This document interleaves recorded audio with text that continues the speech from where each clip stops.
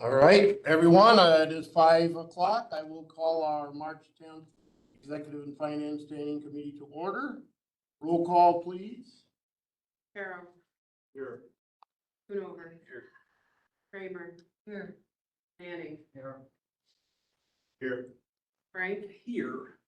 Severson. Present. Williamson. Here. Cooley. Here. You have everyone here for forms. Thank you. I assume we are in compliance with the open meetings law? Has been. Thank you. Agenda approval, item 4, 22-point agenda. We will take them in order as on our sheets of paper or in your iPad. Motion by Supervisor Manning, seconded by Supervisor Frank. All those in favor of approving the agenda as posted signify by saying aye. Aye. Aye. Anybody opposed? All right. Minutes from our February 23rd meeting. Looking, anybody have corrections, additions, changes from what was posted in our packets? If not, I will declare them approved as put in the packet. No comment from anyone. All right, moving on to item 6, which is public comment. Anybody within the gallery or online? Looks like we have 1 or 2 possibly online that have public comment.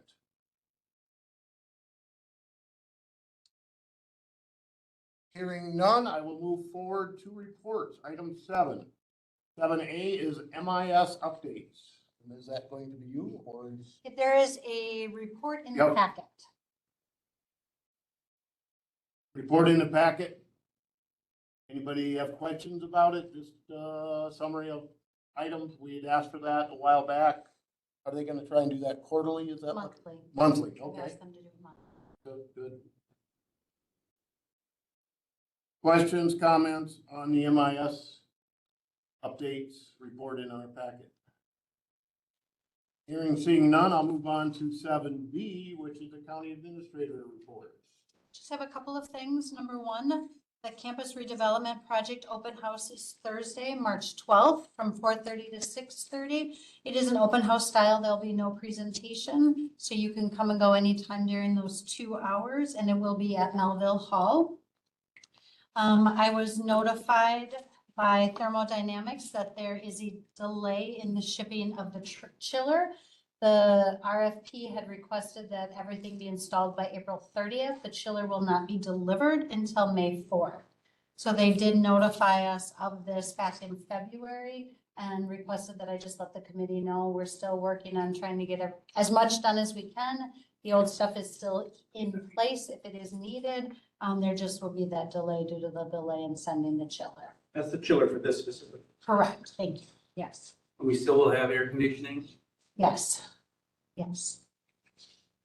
The plan would be not to disconnect until that one is arrived. And then the disconnection rate from the time that happens till the time that the new one is functioning, what's that delay? I can find that out I know that there's some standards in there with some with the state jail. code, so. So we're really gonna have to make sure if there is a significant delay or we can't do it when it's hot. You know, we're just really gonna have to watch the weather to make sure that we remain in compliance with the jail. Any further questions in regards to the chiller? More from you?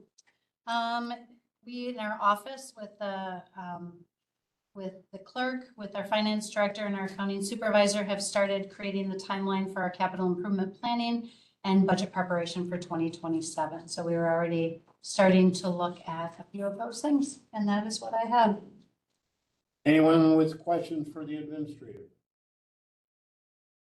Seeing none, let's move on to item 8. It's the presentation and discussion with James Small from the Wisconsin Office of Rural Health regarding ambulance services. Mr. Small is online. Yep, I'm here. Can you hear me okay? Yes.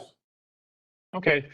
Well, I'm James. I'm the Rural EMS Outreach Program Manager with the Wisconsin Office of Rural Health. What my job is to work on the reliability and sustainability of the EMS system in the state.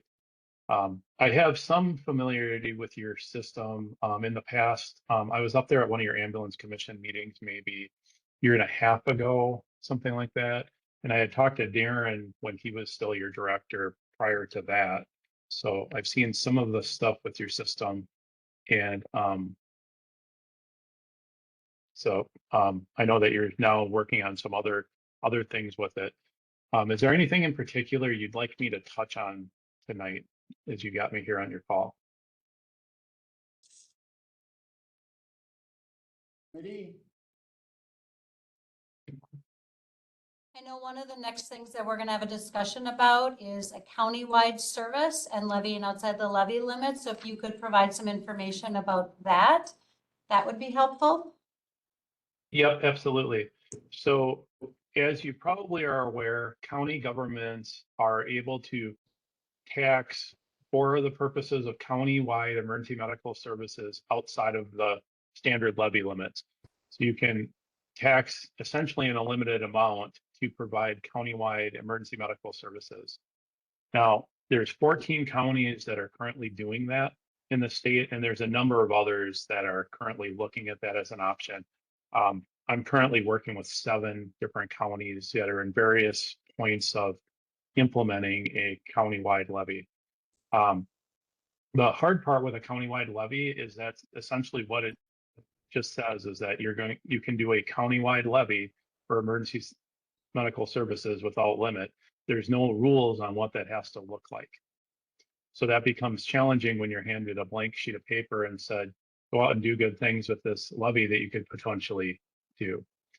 So there's a number of ways that different counties go about that. Some counties own their own system. For instance, you have a county-owned system that's servicing a portion of your county. There's counties that do things like that and then contract with the remaining services. Lafayette County would be an example of that, down in the southern part of the state on the Illinois border, south of Madison. They have a county-run ambulance, but they also provide funding to some of the other ambulance services in Lafayette County. There's counties that have where they own the staff and everything countywide. There'd be examples like Door County, Washera County, Lawrence County would be 3 that do it that way. Then there's other ones that will contract for the services where the county will take the funding. For example, Portage County contracts with the city of Stevens Point, the village of Clover, and village of Amherst to provide that countywide EMS coverage.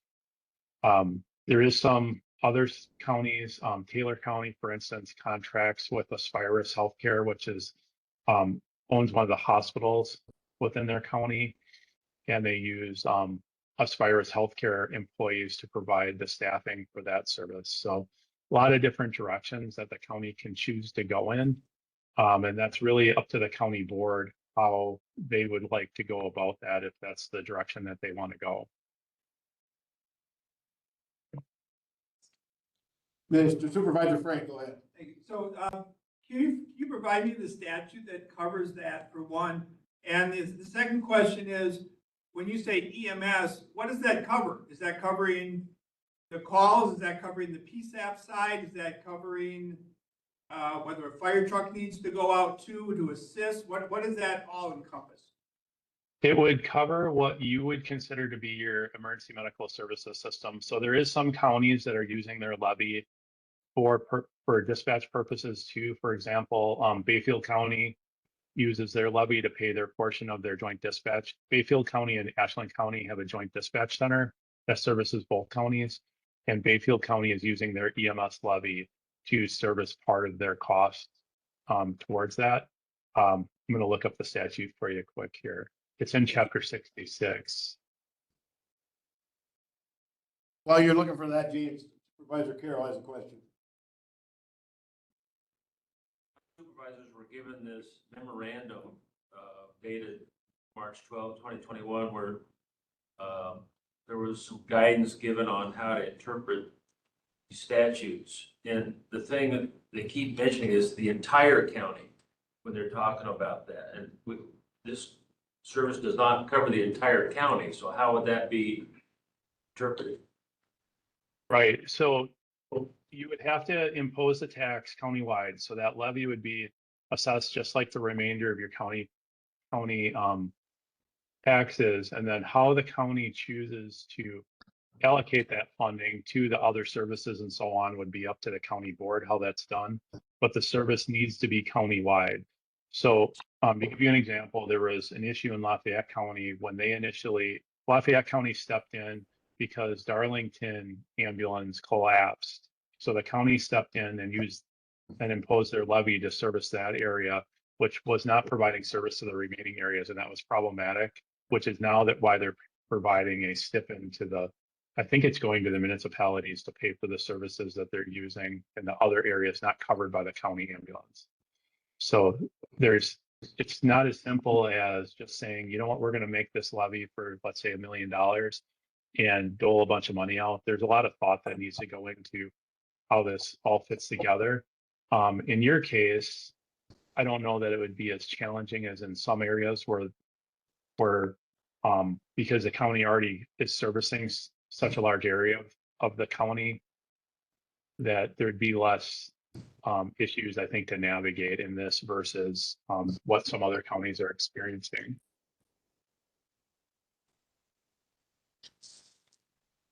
Supervisor Franks. Are some of the other counties then, you have a formula suggestion that other counties are using? Is it like a per call that you have the county-wide, but you have these smaller communities that are helping with the ambulance? Is there a formula that other counties are using to come up with a way to reimburse them or to support that or help that? I think it's really being done on a case-by-case basis. I couldn't give you an answer to that right off the top of my head right now, how each one's doing it. Like in Portage County, they contract with each of the service providers individually to provide a service to each portion of the county. So I would imagine that you would do something like that where you'd engage in some kind of a negotiation either with the local governments to provide like a stipend to them for providing service through who they see fit, or by the county contracting with an entity to provide the countywide service, or multiple entities to do that. So contracting directly with services versus stipend to municipalities. Thank you. James, do you know how many municipalities does Lafayette County have to pay? We would have 6 to 7 within Richland County that also serve part of our county as EMS. Yeah, and they get Lafayette County also gets service from outside the county. I want to say there's a entity from Grant County maybe that's servicing like their west end, and one from Greene County that's servicing part of their east end. I don't remember right off the top of my head. There's a Wisconsin Policy Forum study that was done on Lafayette County within like the last 6 months. It's publicly available. I don't have that right in front of me here. Well, that's fine, yeah. So it's not as easy as I think you think it is, because we would have 6 or 7 that we're gonna have to figure out how we would repay them who are, basically we're double taxing. One of them would be me in the town of Eagle, until we figure out how we're gonna reimburse the town of Eagle, who is already paying Blue River to cover their area. And I don't mean to suggest that this will be easy. I'm looking at it from the perspective of some of them that I'm working on that have extreme challenges versus what might be more of a medium challenge. There's going to be lifting in this for sure, any way you do it. And it's, what it's going to come down to ultimately is, one, do the municipalities want it?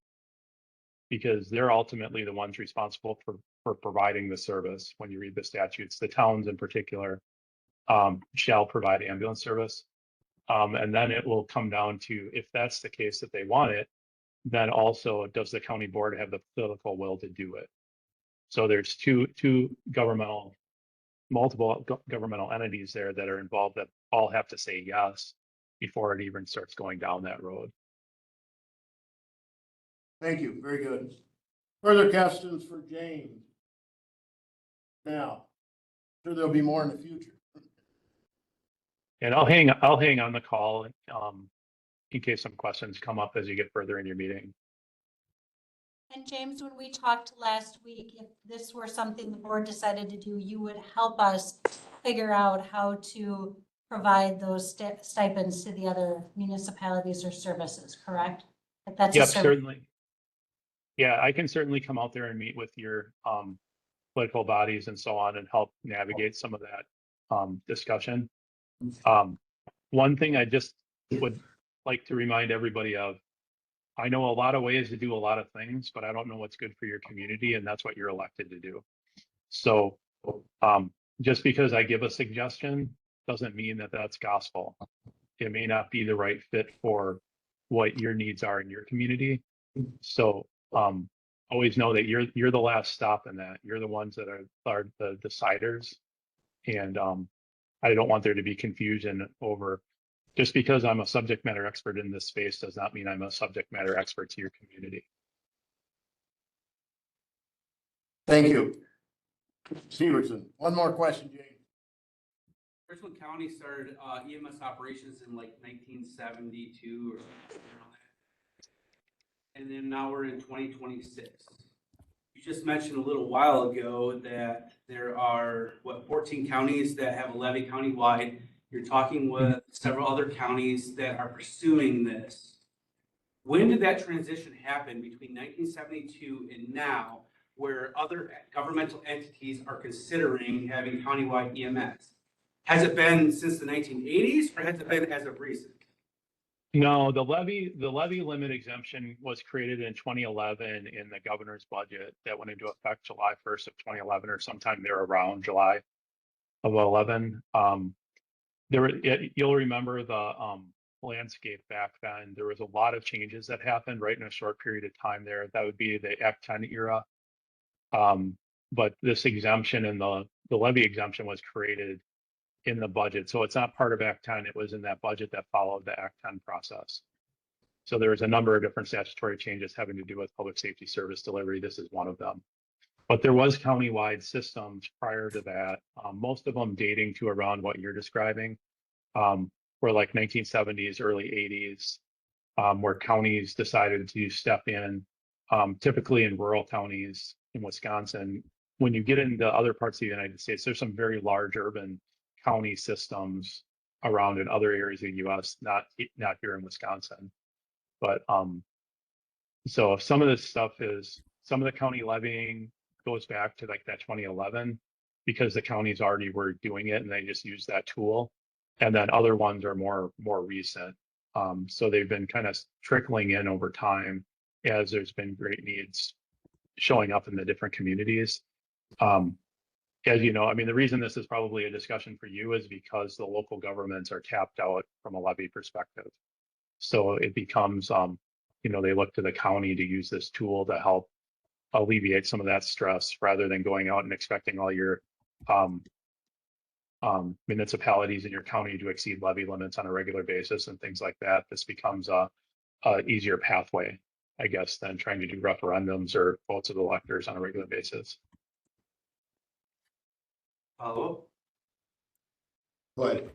I guess my follow-up with that is, I guess the way I interpreted what you're describing to me is that you're seeing an increase in municipalities and counties working together to provide a service to our constituents, that as what is maybe mandated for one entity, they're capped out as far as levy limits, and everything has also risen, that there's this tool that's in the box that counties are able to do, and so they want them to work together.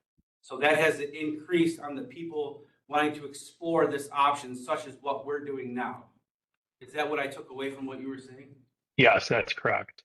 Yeah, there's a fairly substantial number of counties that are looking at this. I know of other counties that I'm not involved with that are also looking at implementing, potentially doing like a 2027 or 2028 implementation of a countywide levy or EMS.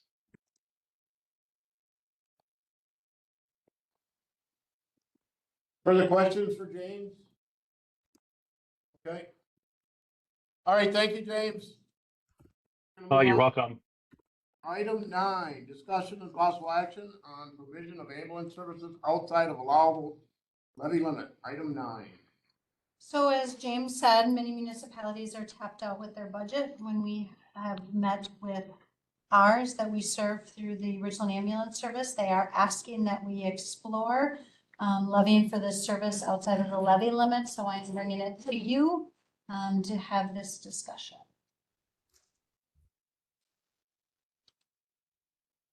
Comments, Mr. Carroll. if I understand this correctly, the county decides to continue providing that service in those areas that aren't actually covered by that service. What is it, 6, 7 other, we just need to figure out the accounting to reimburse that tax that they've been double taxed, right? Yeah, That's doable. yeah. And I think one thing we have to be clear of, we don't have to run the service to have a countywide service. And we serve 12 municipalities, and then there's 10 that are served by outside agencies. I think my original thought was, let's figure out how we're gonna run the service, whether it's gonna be us, district, third party, and then we'll figure out the funding.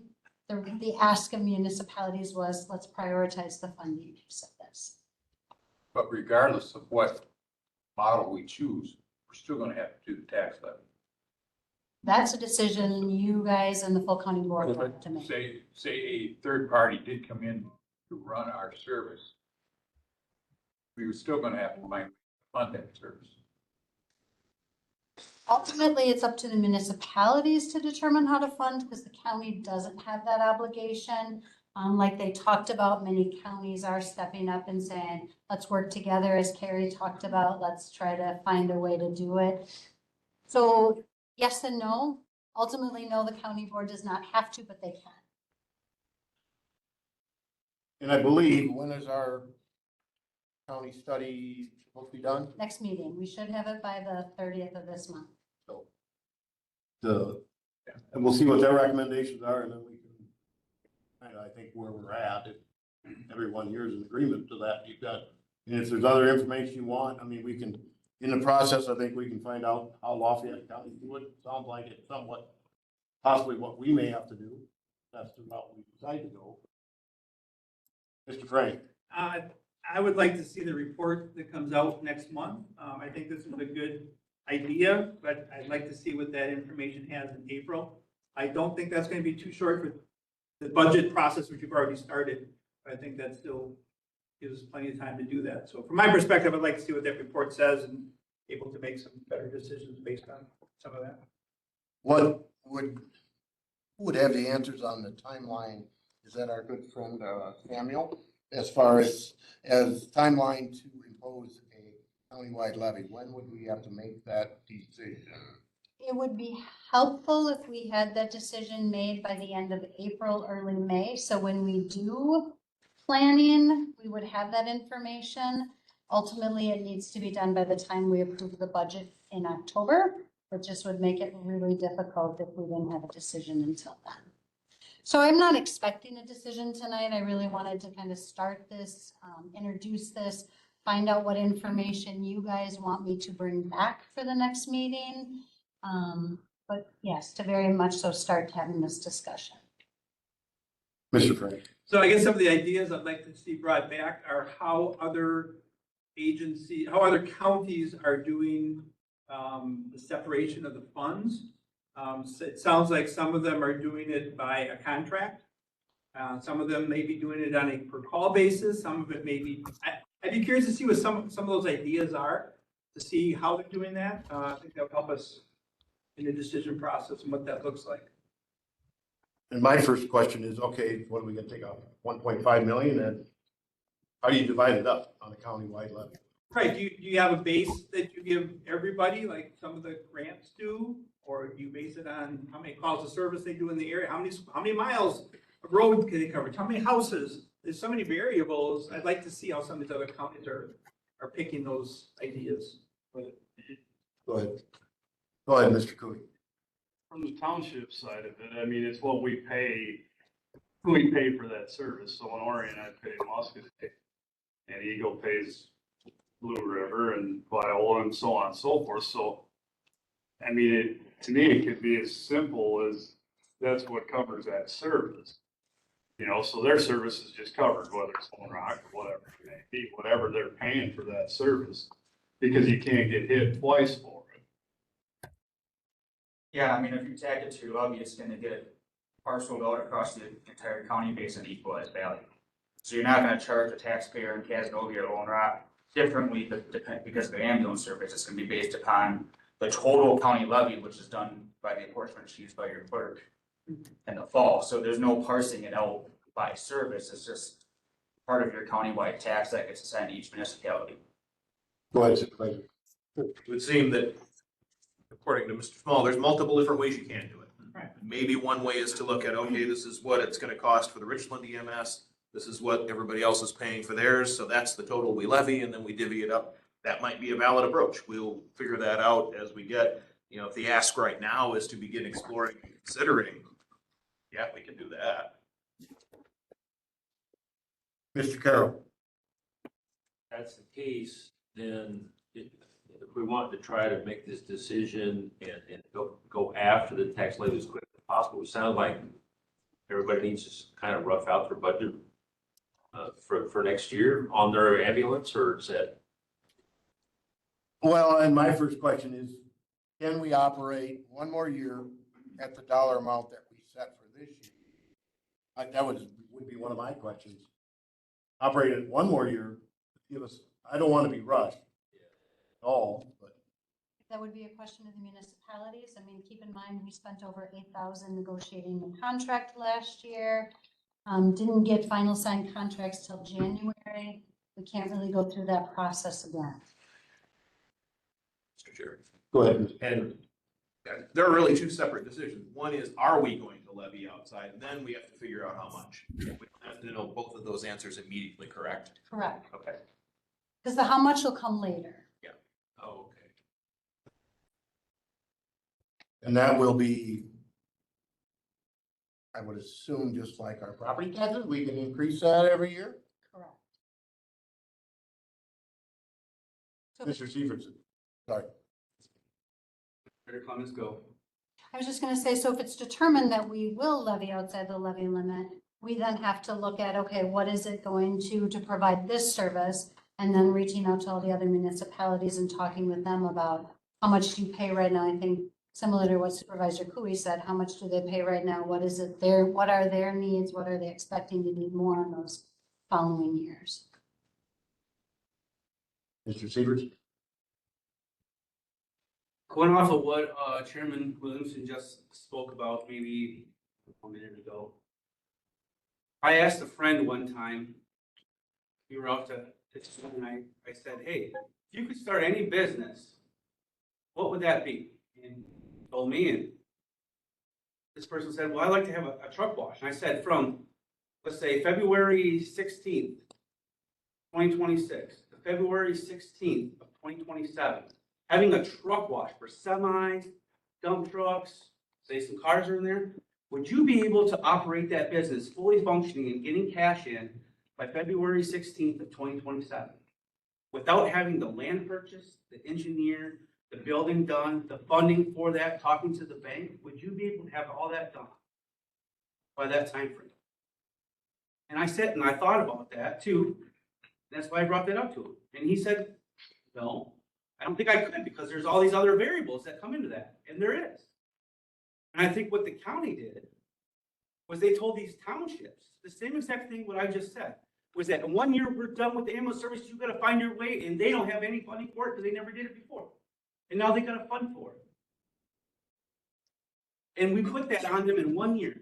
But if you want to be an entrepreneur with respect to are different in your view? and earn money for a profit, what you want to do,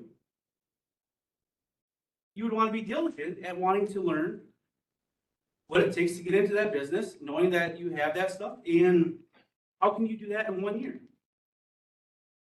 You have it. Had that. Secondly, if we did go with a county run service and went with third party, well, that's great, because I have, let's say, which I do not have, but I'm going to use my name as an example, Carrie Severson Ambulance Service. I come in, I'm going to give you a say, hey, this is what it's going to cost. And then 3 years down the road, I'm going to increase that cost. And you're able to, as a taxpayer, increase that up. I think I can gain a profit from that, knowing that I could gain some money off of my expenses and charge more for my cost of service than anything. I think that the county could actually run that service at a lesser rate than a third party could, because the third party can always charge more.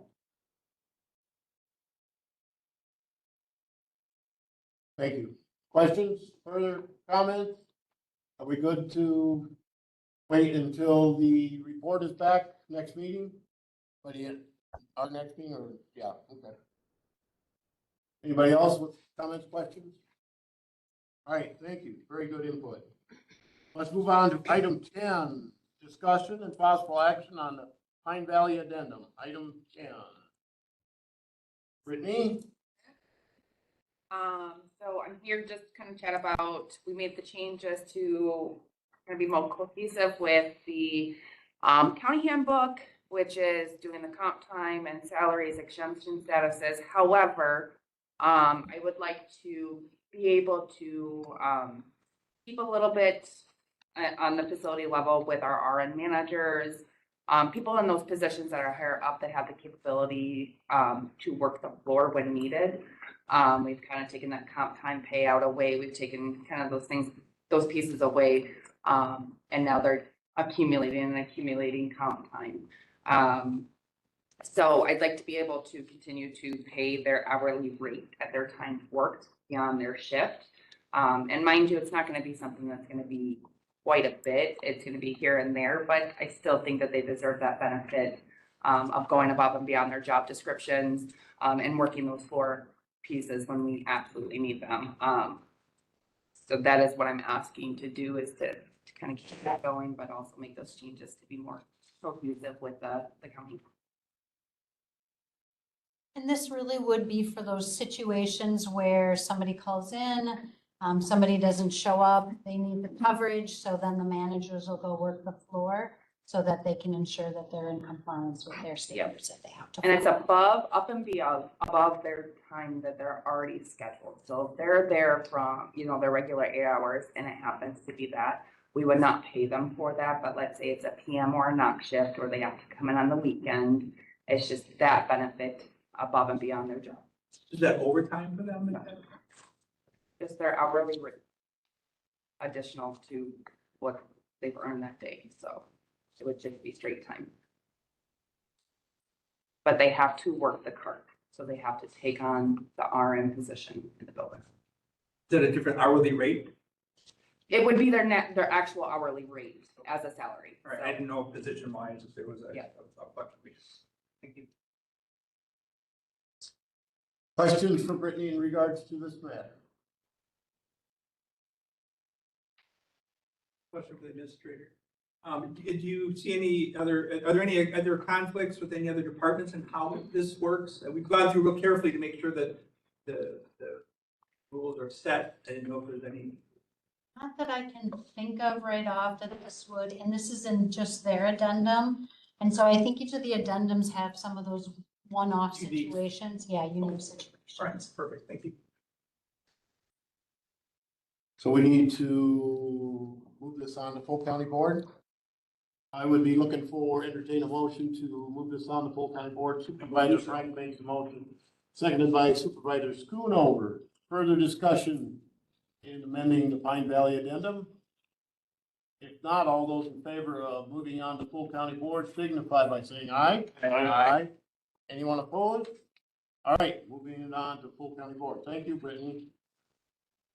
Item 11, discussion and possible action on a resolution proclaiming April 2026 as Missing Persons Awareness Month. Item 11. So we received a request from Wisconsin Missing Persons Advocacy to proclaim April as Missing Persons Awareness Month. The proclamation or the resolution is in the packet, and we are asking for this to be approved and sent to full county board. Motion by Supervisor Kramer, seconded by Supervisor Schoonover. Any discussion on the resolution proclaiming April 2026 as Missing Persons Awareness Month? Hearing seeing none, all those in favor of moving on to full county board signify by saying aye. Aye. Anyone opposed? This moves on to full county board as well. Thank you. Item 11, discussion and possible action, resolution proclaiming April 2026 as Missing Persons Awareness Month. That did that. Discussion and possible action, resolution establishing the salaries. Oh yeah, because this salary thing for the sheriff and all this. And the clerk, of course, and the coroner. All right, we're up and discussing. We moved it on to this meeting from last meeting. Don't know if we were looking for more information. I think Clay's got some information for us, but, and Stacy. So one thing we did from last week to this, or the last meeting to this meeting, is we did put proposals in their packet. They were added today. We wanted to kind of wait till the last minute so that we had an opportunity to get as many comparables together as we could. Here's what we are presenting. Each of them are done differently. We looked at their comparables. We tried to look at internal comparables, and this is what our recommendations are.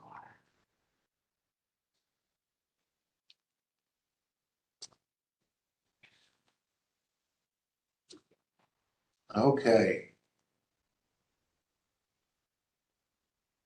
Everybody's looked at them, studied them, memorized them. I got to see them a few minutes before the meeting, the numbers. When I checked yesterday, they weren't on there. Yeah.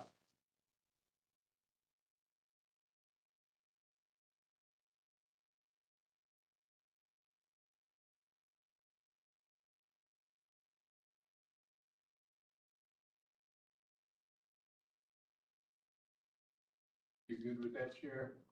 Well, I guess prior to just before the meeting, what I had last discussed with Administrator Clements was 10-6, 3.5, 3.5. We've had quite a bit of discussions about ranging from my comparable counties to internal comparables.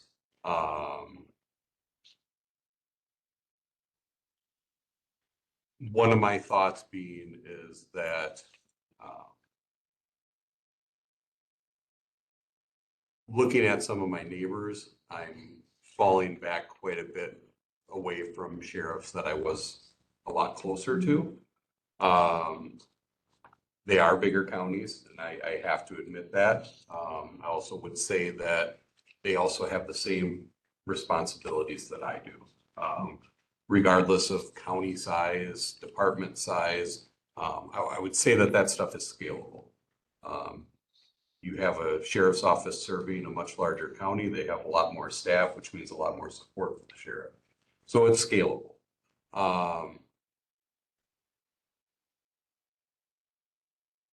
My thoughts are, I would like it probably to see it go back closer to the 10-6, 3.5, 3.5, maybe a 10-6, 3 and 3.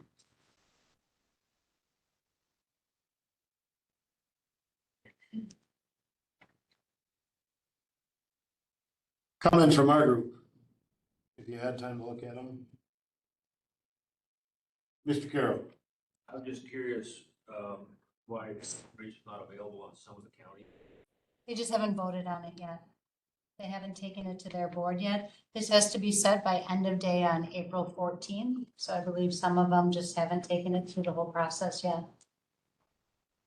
And some of them we have, like, I would say preliminary data, you know, maybe it's went through their executive committee already, but it hasn't been seen by the full county board. So these are ones that have a resolution.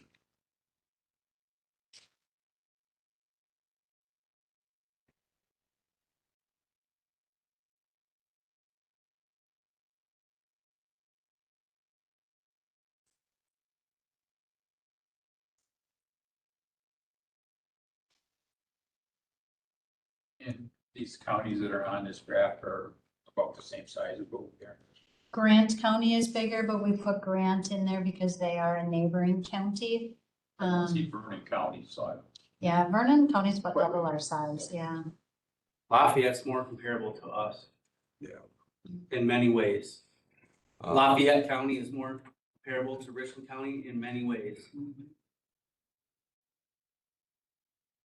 We did gather information from Crawford. They just give their elected officials the cost of living. Yeah. Sounds like they don't do It's- anything in advance, so whatever their employees get, their elected officials get is what I'm gathering.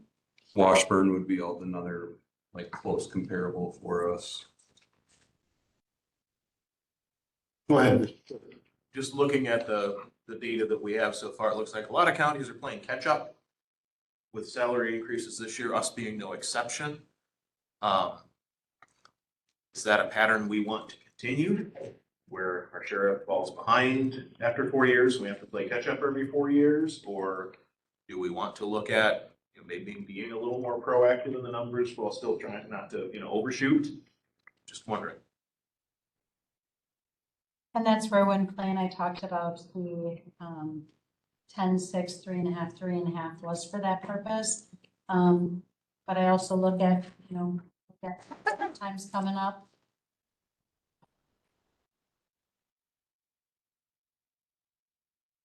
It's fair to say, yeah, you try to find the balance.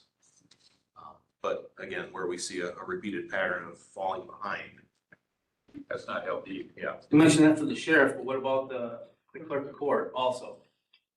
Clerk of court is behind the other electeds in this county.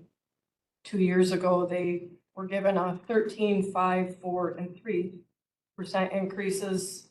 The clerk of court in this present year is $1,160 less than base of the county clerk, county treasurer, and the register of deeds. And in comparison with the area counties, Crawford, which court-wise is very comparable to Richland County, probably a little less caseload. Also a one-judge county though. They're about 5,000 ahead of the clerk of court right now. I'm the mentor to the Crawford County clerk. I was the mentor to her predecessor as well. So there's a brand new clerk in office, and she didn't know what the mechanism was for how the salaries were set. And she said that then they figured out that it was on the cost of living that were given to the other department heads. So they truly don't know what theirs is in Crawford County yet.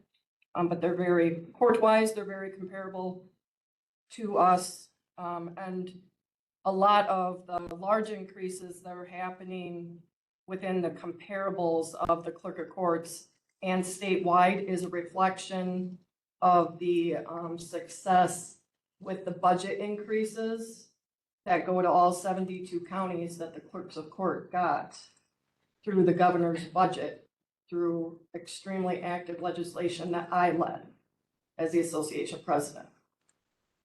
So that is, that's in there with that. Senator Markline, when he put out the passage memo, when that went through, said that those increases, they are to be targeted for counties for court funding, including support of the clerk of court salaries. And there was acknowledgement that it had been many years since there'd been any increase in those state support payments. The increase was significant. And it was, we received our first part of that last year. And so since their budget starts in July, my tax levy for my budget was actually lowered for this year. And I returned to the general fund somewhere around $180-some thousand extra last year. And part of that is because I do not take the county's insurance and have it for several years. So I just, that's my comments on that. And I didn't, I had been asking how the salary setting was coming along, but I didn't learn anything until about 15 minutes before the meeting. So I have information on the comparables and stuff. I just was, I didn't know what was being proposed for the Richland County Clerk of Court until shortly before this meeting. Questions from the group for Stacy at all?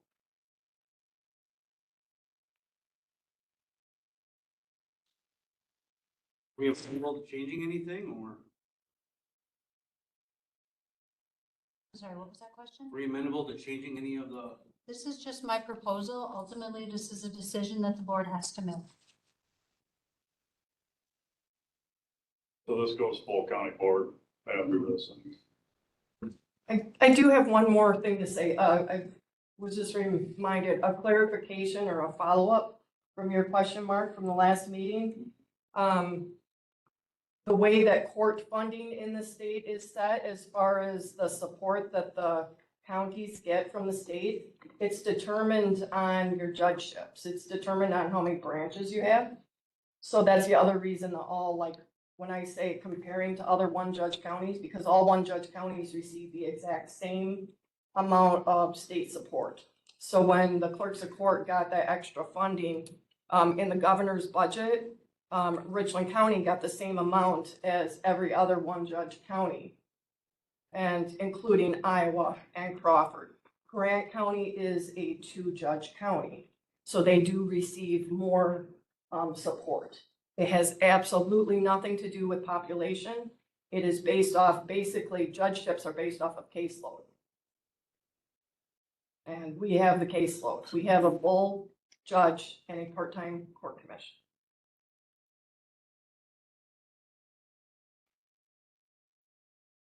Mr. Severson, you got some ideas of possible changes? I guess my question would be to, the first question to Stacy, how do you feel with the 533? Still low, in your opinion?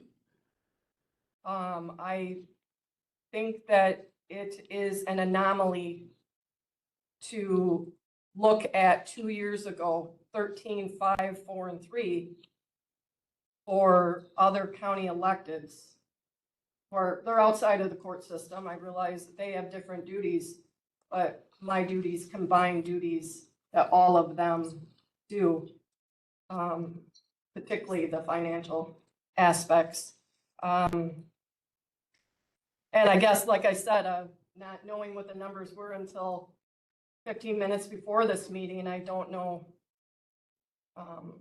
Ultimately, it's in your hands, and I just, whatever you set, if you decide to continue with the clerk of court being less than the county clerk, treasurer, and register of deeds, but 2 wage studies having determined that the deputies of the clerk of court perform more complex duties and are to be paid more and at a higher point in the wage scale than the deputies of those other departments, I would just simply ask for some justification as to why the clerk of court should be lower.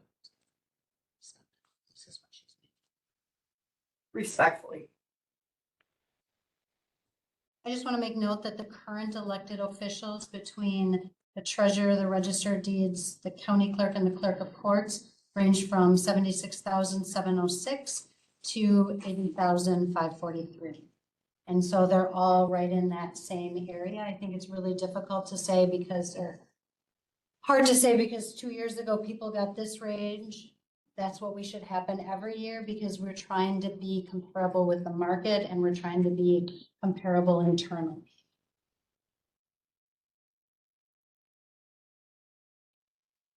Further comments, questions? Never easy. Okay, that. We still have, besides those two, the sheriff and the clerk of courts, we also have county clerk. The county clerk and the treasurer were taken care of last time, so these are the 3 that we have Okay. this year. Corner. Just, I'm sorry, did I say register of deeds? No, you said treasurer, but the register of deeds should be included in. So the they're next not one. up for election this year. Yeah. They were set 2 The years last ago. time, she was talking about last time. Oh, last I was time. mentioning Oh, the sorry. treasurer. Yeah. Yeah, the 3. are- Yeah, and the coroner is the only other one that we. The sheriff, clerk of court, and coroner are this election cycle.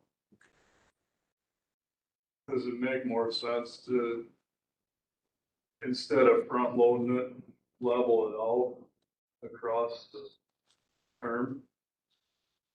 I mean, I'm okay with the front being higher, but 3% isn't much with what goes on from day to day, you know what I mean? 3%, you don't hardly scratch the surface on cost of living, they can say that, but so do you look at something where you go 5 across the board? And I'm just looking at Stacy's right now. Mr. Carroll. More than a year or 2 out, your guess anyway. Exactly. But looking at the other counties that have turned their stuff in, they're throwing out 2 or 3% for those just to get something in there. We don't know how much inflation we will and won't have. Understood, but the point, I guess the point I'm making is we're setting this for the next term. You know what I mean? So it feel pretty comfortable saying that 5% across, if I went 5% all the way across, I'm gonna stay pretty comparable.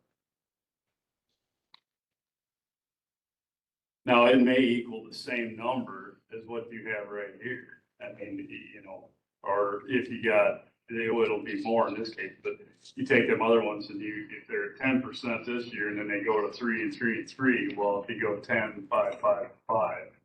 I just feel that 5% is probably a better number, just because you can say we don't know what it's gonna be, but pretty much in the last 30 years I've been working, it's always went up. It costs me more every year, so that's what I would propose.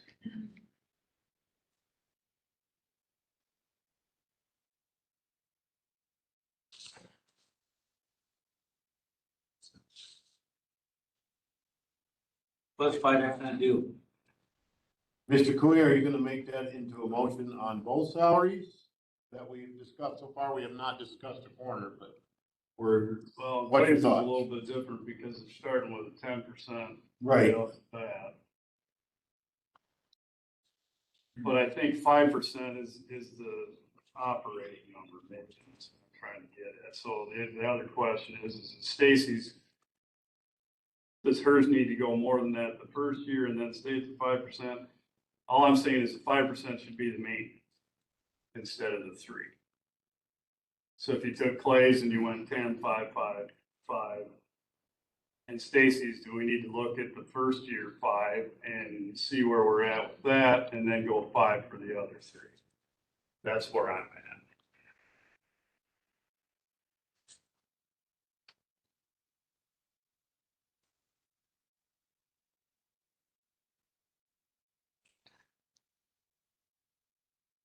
and we do have to have these set. We should have these set going to full county board. And if they're not, we would just have to have a special meeting in April. Comments from the group?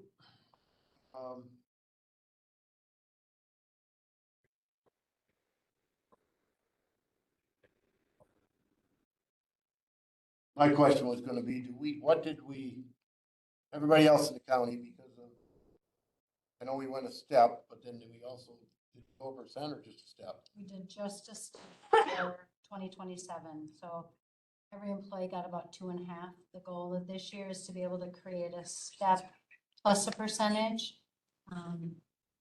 We really have to just look at that budget and see if we can make it work. What did we talk about 4 years ago or 5 years ago on when we're dealing with these wages and step increases? What we were gonna do to try to catch up to be market value. We said that this is our projection where we wanted to go. Do we remember? I was looking back and doing some research right now. I'm just thinking off the top of my head that we discussed this. David's gonna look it up. I think you're talking about two different things. You're talking about hourly employees versus elected officials. The Right. Elected officials, Have to run. we've always looked at, in my experience, we've always based it on what the comparables were with the counties and tried to at least be comparable with counties that were comparable to us. I mean, that's what you're trying to do.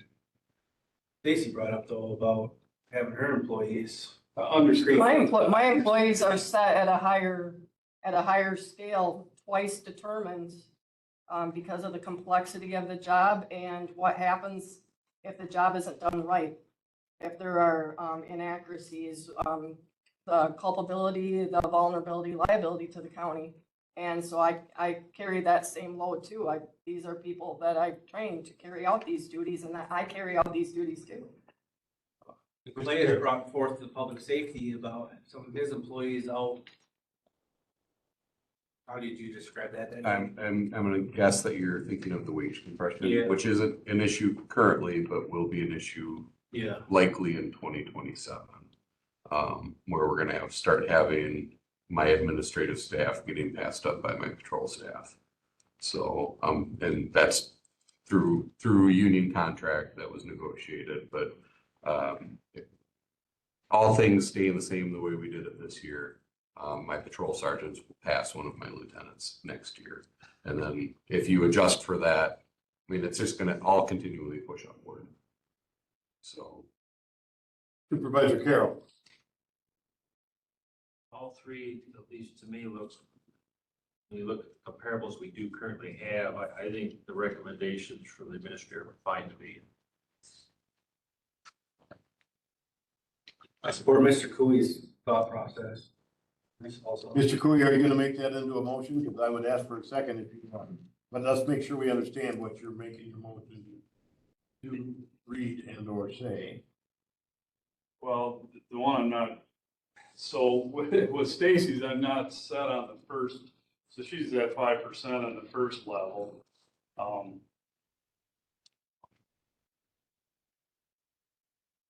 So I don't know if that's where we want that, but what I'm looking at is the 3% that are maintenance years is basically what I would call that, is taking them to 5. But the initial one for Stacy, that's the one we need. So that's where we want to be.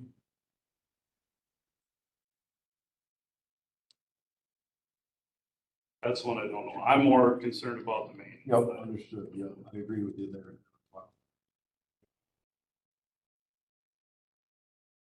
Mr. Frank, sorry. So that's okay. So I would recommend this, for the sheriff, seeing where the wages are right now. I would make a recommendation of the first year at 8 and the rest of them at 4, to balance out that 10. So it would be 8, 4, 4, 4. For the clerk, I would say, being you're at the 79, or no, right now, I would say go to 5 and then 4, 4, 4. That would be my motion to get this discussion going somewhere. Everyone understand what the motion would be? Do I have somebody that's willing to second it, to put it on Mr. Schoonover, willing to second it, and now we're on the floor to discuss further. Good, now next. Thank you, Mr. Frank. So again, you were talking, write them down. For the sheriff, bring that one back. Read them to me again, Mr. Frank. I recommended for the sheriff, the first year 8, the rest of the year is 4%. Okay. For the clerk of courts, first year 5, the rest of the year is 4%.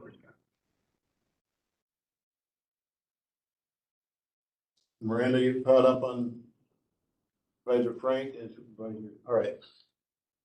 Further discussion on those, you guys wanna, Chris, do you need to computate some numbers or be what it'll be?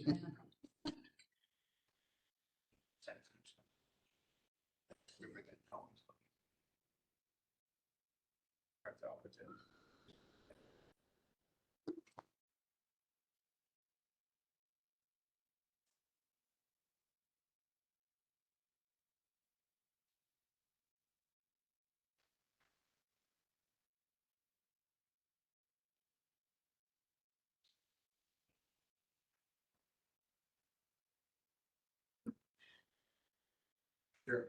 Yes, go ahead. For those who were wondering what we did 4 years ago, I just dug back and found that we did, for the sheriff and clerk of court, we both did 7, 7, 4, and 3 is the increases. That was 8% for sheriff versus 7, 7, 7, 7, 4, 3 for both of them. 4 years ago. Yep.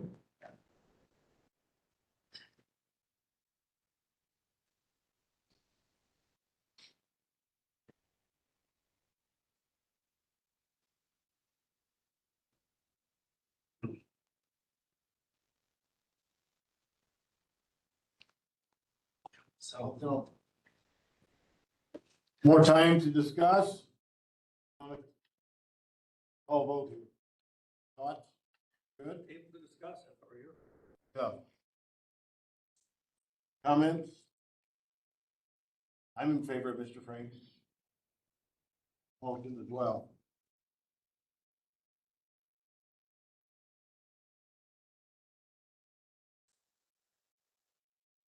If nobody's gonna comment, I'll call the vote. Well, I'll make. Okay. I don't, I think we're still trying to catch up some. And I don't think that I think that was fine with the 10% on the sheriff and then the 5-5-5. And I would say, in all honesty, I think that we should go at least 8 in Stacy's and not 10 and 5-5-5. And the reason why I say that is these other, it's just gonna keep, like I said, it just costs more to live. We got good people where they're at. And well, they may not be here. I guess you gotta wait on who gets elected, right? But if I'm saying, you know, we need to look at who's there currently, and I think what we get from them, we deserve to take care of. So You're suggesting what? 10, 5-5-5 for both. So you said 8-5-5 for? No, that was what your was what 8, and that's right. Okay. I appreciate you saying that we are good people. Thank you. Thank you. I think so. I'm not saying you guys are. No, I know, but honestly, guys, I just gotta tell you something. This is like geeky, but this necklace, I wear it all the time. It says "Be the Change." The clerk of courts, about 60 of them that were present at 60 out of 72 that were present at the last meeting during my presidency, gave me this and a standing ovation and thanked me for leading the state and helping their counties, particularly the rural counties, to gain ground. And it meant so much. That group means so much to me because they are so supportive and because they understand. And I don't have to come in and tell them every time what I do, because they know. It goes a long ways to tell people that you understand that their work isn't easy and that you appreciate it. So thank you, Mark. Mr. Cooley is making an amendment to the original motion. Do I have a second? Seconded by Supervisor Kramer. Discussion on the amendment. Sure. It's fairly simple. Mr. Cooley saying 10% for both, year one, 5% across the board after that, for both. Year 8, 4, and 4. Right now, we're discussing the amendment. Mr. Mann. I agree they all deserve that type of raise. I do have a question as far as budget. You know, what that does to our budget. The clerk of courts has had a budget increase and will continue to have, not on the taxpayers, because of the funding that the clerks of court were able to get from the state and because of other legislation that we've done. We have affected real change. And because of that, I was able to lower my levy and still give a whole bunch of extra money back to the county. I don't anticipate that changing. I would say that, you know, number one, it's really hard when one department gets funds and the other ones don't. We can't just give raises to one and not the other. You know, Stacy is right with her returning those funds and getting less levy. That does free up some additional funds for other departments, because we do have to remember we're the county, we serve everybody here. But these are kind of the things that we've talked about too, with some of these hard decisions that this committee and the full county board is going to have to make this year, is really looking at how do we provide the services in the most cost-effective way, and those mandatory versus non-mandatory services. You know, really starting to look at those things. We're starting to have discussions relating to ambulance. We're having discussions relating to staff. Those are the discussions we need to continue to have if we want to pay our people what they deserve to be paid. Mr. Stevens. I just want to add on with funded and or mandated and non-mandated. Well, government's purpose is to provide services, and we are. And there's some things that were statutorily required at the time that they written those statutes. However, if some things were to be privatized, the county wouldn't be offering the services that they're offering right now. And they're not, because they know that they're not cost effective. So there's some stuff that's across the street over here that we are required to provide, but if it were to go privatize, it would cost an considerable amount of money just to provide that service, such as like mental health, as an example, what that costs. And it's cost us money for institutional costs that we're mandated to pay. But if that was to be on the private sector, well, that individual business would have to charge for that. I think that if we offer some services that are, a little bit smaller, I think that we're doing benefit to the community as a whole, the county as a whole, to benefit that. Because if it were to go privatized, it wouldn't be as cost effective and still would cost the taxpayer in the end. Further comments? Go ahead, Mr. Carroll. So we're voting on Louis' Amendment. It passes, then what? Then we vote on the amended motion to go to full county. Yeah. We would not be voting at all. If it's not voted forward, then we go with Jack Frank. Then we would go back and vote on the original amendment, if his amendment is voted on. Understood, everyone? Mr. Carroll's question was, yeah. Clear as mud. Clear as mud. All right, we're good? Let's vote on the amendment. Those in favor of going with the 10, 5, 5, and 5, both the sheriff and the clerk of courts. Can we get by with the roll call, or do you want, or a voice vote, or do you want to do a, let's try it. All those in favor of approving as the amendment as presented signify by saying aye. Aye. Opposed? Is that two? Two. All right. You've got, did you get it? Steve was in opposition. Mr. Frank. You good, Miranda? All right, so that passes. So we will move it on to full county board. That's the amendment. So the new amendment will be, the new resolution would be 10-5-5-5 as amended and passed by majority of those. Understood? We can discuss that a little bit more, but if somebody wants to throw another in. All right, those in favor of approving as amended and sending to full county board, please signify by saying aye. Aye. Anyone opposed? You all. All right, we're taking it on to full county board, next county board meeting. Oh, we didn't do the coroner. Can't leave that one out. So the coroner currently gets paid $6,600 a year. We're looking to up that to $8,000 a year and then increase their costs. So when they have a regular call, it's $95. When they have to have a cremation on top of that, it's an additional $25. So we're asking that every year that per call costs be increased by $5 for each of those two services. With the 8,000 or with the 8,000 staying the same also. What do the, so we got the elected coroner, who's elected by the citizens to be coroner, and he's got deputy coroners. The way I read this, now if that coroner that the citizens have elected is gonna get this amount here, what do the deputies get? If this were approved, I would then propose that the deputies get the same raise for next year. The per call. The per call, yeah, they get the per call. That's what all they the get. deputy gets is a per call. Yes, There's no base salary on the deputy. don't they get the per call?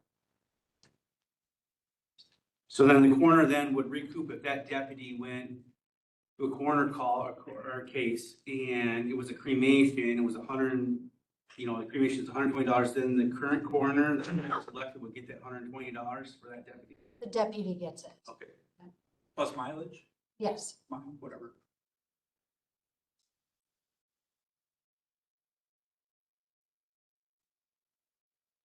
Motion to approve it as recommended.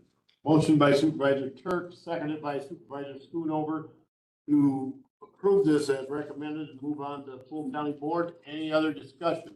Mr. Frey. I personally think that's low.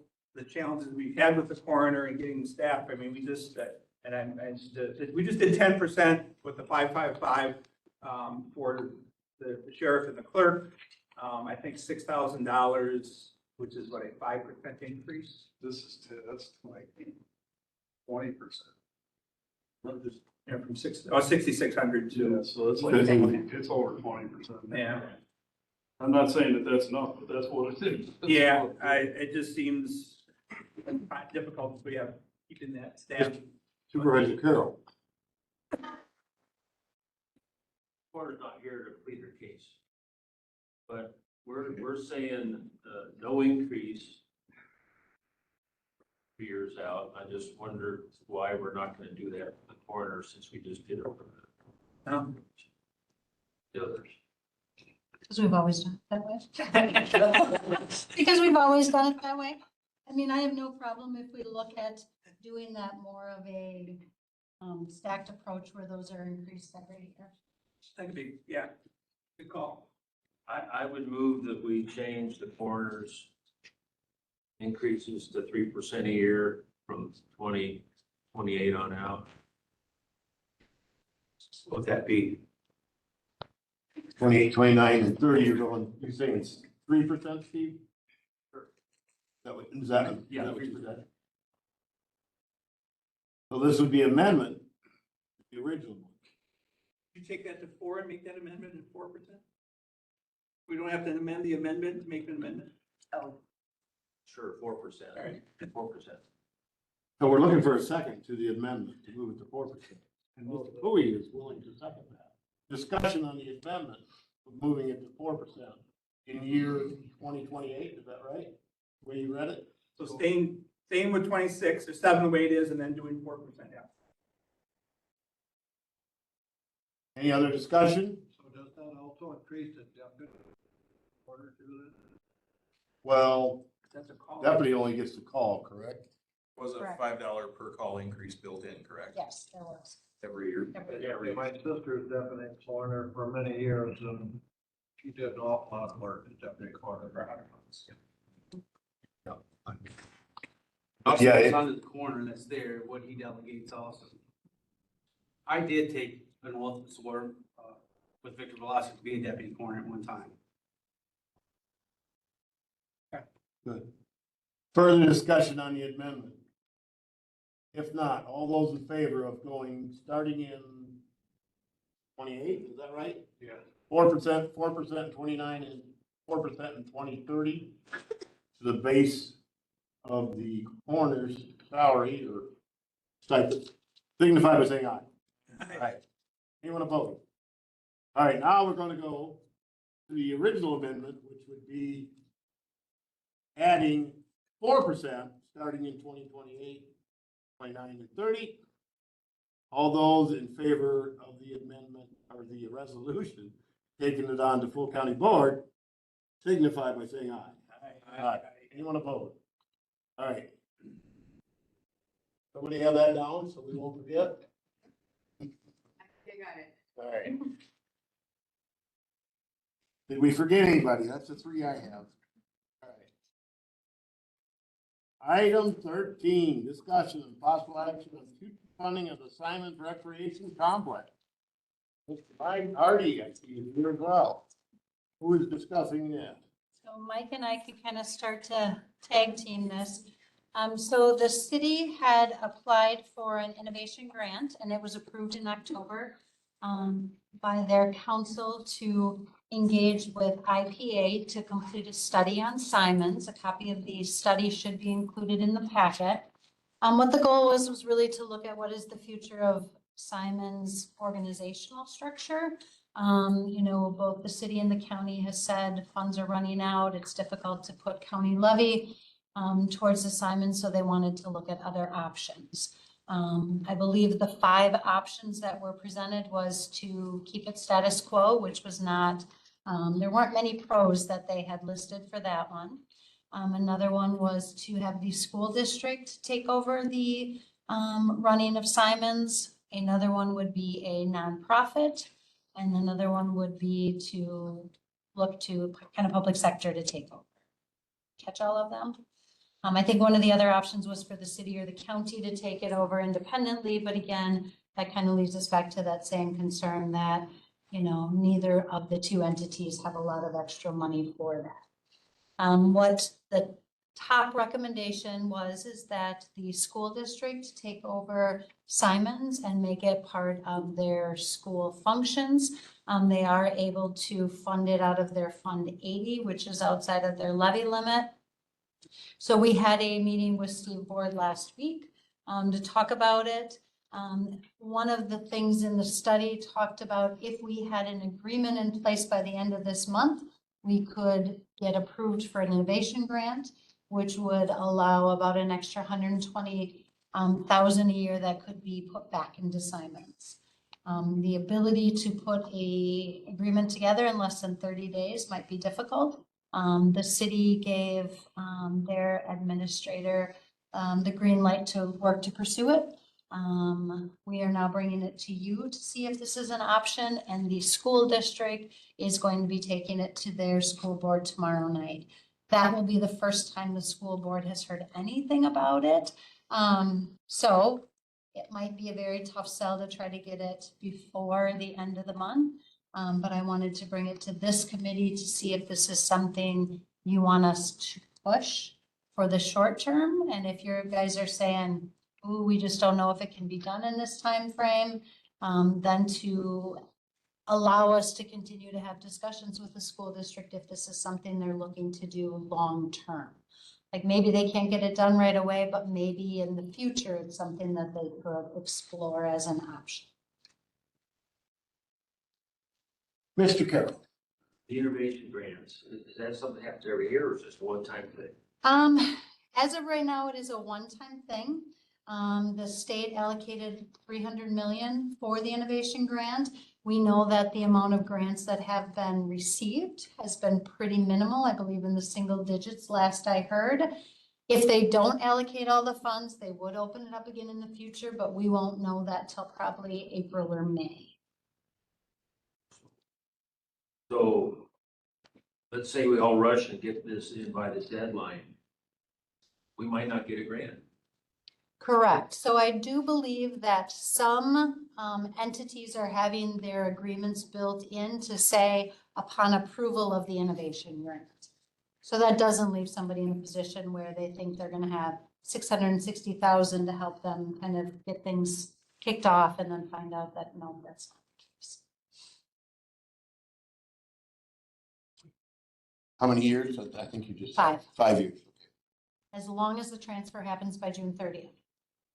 So that's another one of those caveats that kind of put us in that tight spot. If we don't have it done by June 30th, then it would be just 4 years of grant funding and not the 5. Mr. Carroll. All right, trying to see how likely this is to happen. So the city's, this standpoint is. The city is in support of it as long as at their, yes, Okay. at their city council, they, Just springing it on the school district here. yes. Mr. King. Okay, so this goes back to what I talked about earlier, and you thought I was ranting, okay? So, I talked about services that the county provides, and then stuff that we're mandated to provide. And this is one of those, like where I think we need to take a step back and look at what is actually best for our community as a whole, okay?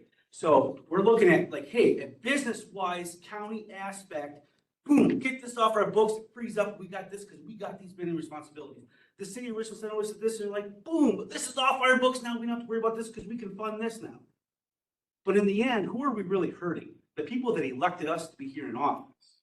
Because if it goes to the Richland School District, and I argued this back when the gymnasium was sold, that this goes to a smaller tax group of people.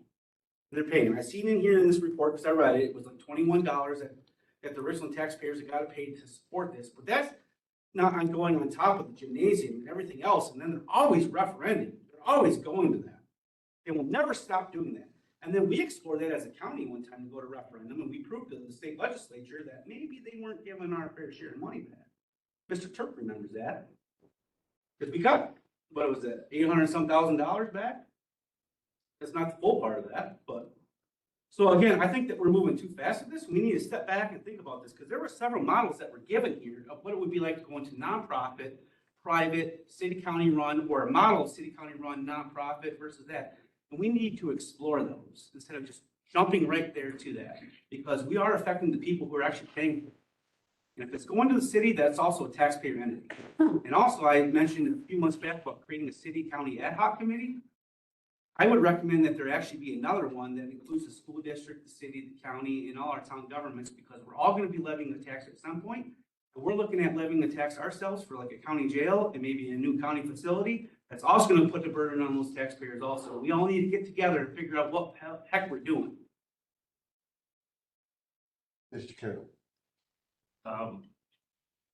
One question, if we did decide to go after the innovation grant, that probably would not still get us where we need to get for all of the capital costs we know are coming up.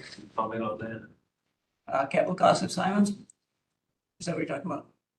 Capital costs for Simons? Yeah. Yeah.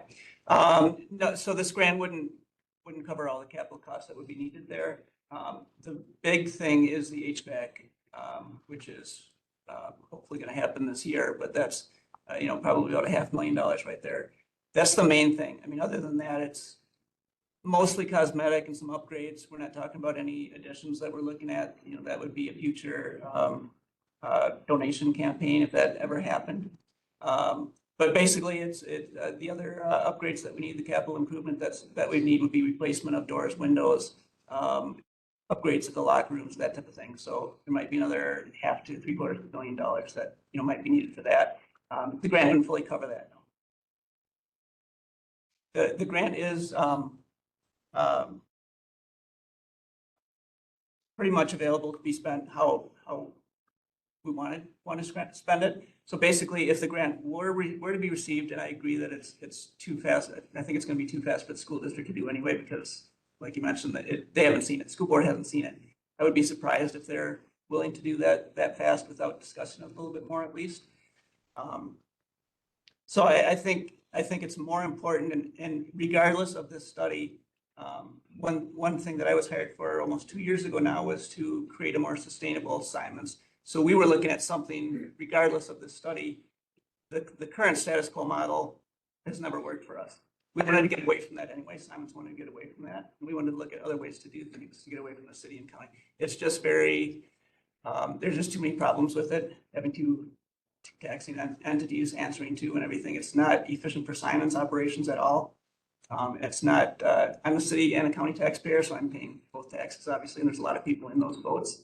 And there's better ways, more efficient ways we can do it. So we've got at Simons, we don't have another, like, the county doesn't have another like department. If we had a parks department, we could kind of combine things, and then we could cut back on staff and we could cut back on some of those costs.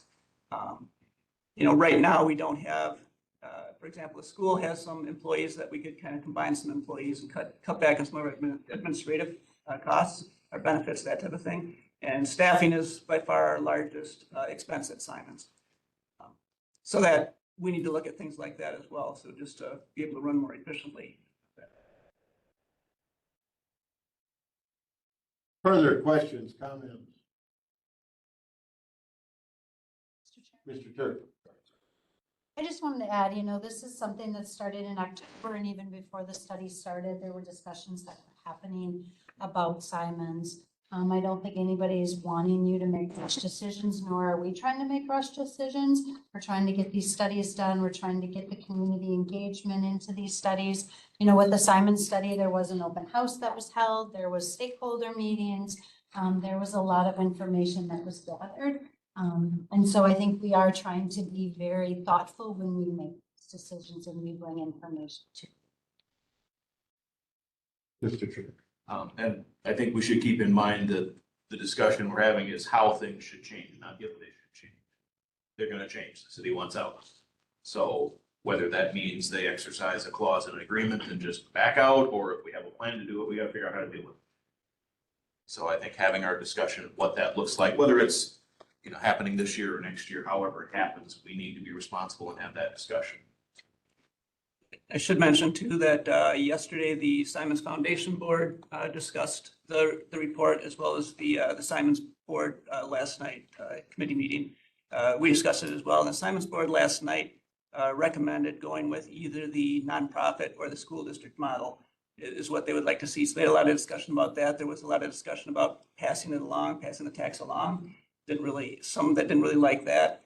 The big thing though was that we wanted to make sure that both the foundation and the board, Simon's board members wanted to make sure that no one felt like pressured on it. So for example, we don't want the school district to feel like this is being thrown at them. And if they aren't able to do it, we don't want them to feel like they're the bad guys, bad people for not being able to do it.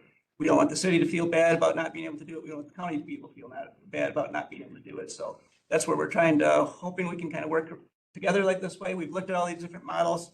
Again, the nonprofit is a great model because it's not on the taxpayers that way, but we really don't have a nonprofit that has the capacity that's able to do this at this point. And that's why the school district model was chosen by IPA as the recommended model right now, because they're the closest that are able to do it if we are going to make this change right away. Mr. Carroll. What were your board's thought about the nonprofit option again? Is there anyone around there likely to be able to do that? We don't know of anyone that has that capacity yet. I mean, obviously, a lot of people have brought up the Simons Foundation because they've done a lot of donations that way, but they don't have the endowment ability that, I don't know if Bill, you want to talk about that at all, but the other foundations that were in the study, for example, in Black River Falls, the Lunda Foundation has what, an $80 million endowment. $80 million endowment. So that's why they don't have, they just go to the Lunda Foundation and say, we need $800,000 for this year's budget. And they write them a check. That's basically how it works. We don't have anyone like that here, unfortunately. But you've not been actively looking for white knight. Actively, not a big foundation like that. No. Not yet. We look for donors, but not entire foundations that can take over something like that. So until we hear a little bit more direction, if that's a direction that people want to go, then we kind of can open that up and talk a little bit more and see if we've got if anyone has any ideas on other foundations that might be available. I think what I'm hearing is we don't look like we're gonna make any action tonight, in my opinion. No, so is that, we're just, a lot of it's information, and thank you, Mike, being honest, telling us what it says. You haven't actually looked, maybe that white knight, like Steve said, is out there. Alunda is big in Black River, of course. No of them, but Mr. Severson. I think we should take into consideration while discussing this, because I understand this is an issue, and I do recognize where the county's at, and I do see where the city comes from.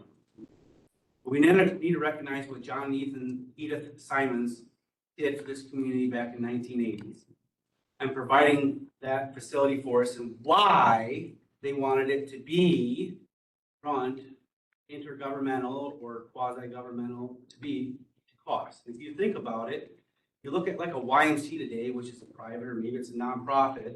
It costs money to operate that, and they have the membership to get that in these bigger cities. We have the membership or the dollar amount payment. So we just got to consider all those factors. I think this is a valuable asset to our community. I remember Denise coming here and talking about the value of where people come from outside of the community, come in, and the dollar and what it does, and people moving here because we have such a great facility. I don't think that we should just up and go away with it. We need to consider everything, even the purpose of why this facility was founded, and then grow off of that. Even though it is a challenging for us and maybe the city, but we need to come up with a greater solution. And I think that's why the study was done, was to look at other solutions. I don't think on the table at this point in time is just shutting down the facility. I don't think this is one of those that, you know, come the end of this year, we're going to shut down. We're really trying to look for solutions so that we can make it sustainable, because truly the city-county agreement is not something that's sustainable long-term. So we're good with putting it on the next meeting for any updates from Pool's opinion, and or So Mike's gonna go look for a white knight? on the off chance the school district says, yes, let's go, can we have a special meeting? I mean, I don't think that's going to happen, but We're still gonna ask the school district, right? we've already had the discussion with the school district. Steve Board is going to take it to his committee tomorrow, their board tomorrow night. And you're saying if they say yes, then we need a special meeting to meet the We deadline. would. What are special meetings? All right. More to come on that. Good. Move on to item 14, discussion and possible action on Richland County rules of the board. No meetings over 1 hour and 31 minutes. Make that motion. All right, so we went through these last month, at our last meeting. We hadn't made any modifications, but we had some suggestions, so I'm gonna just go through the things that we highlighted on page 3 under county board meeting agenda responsibilities.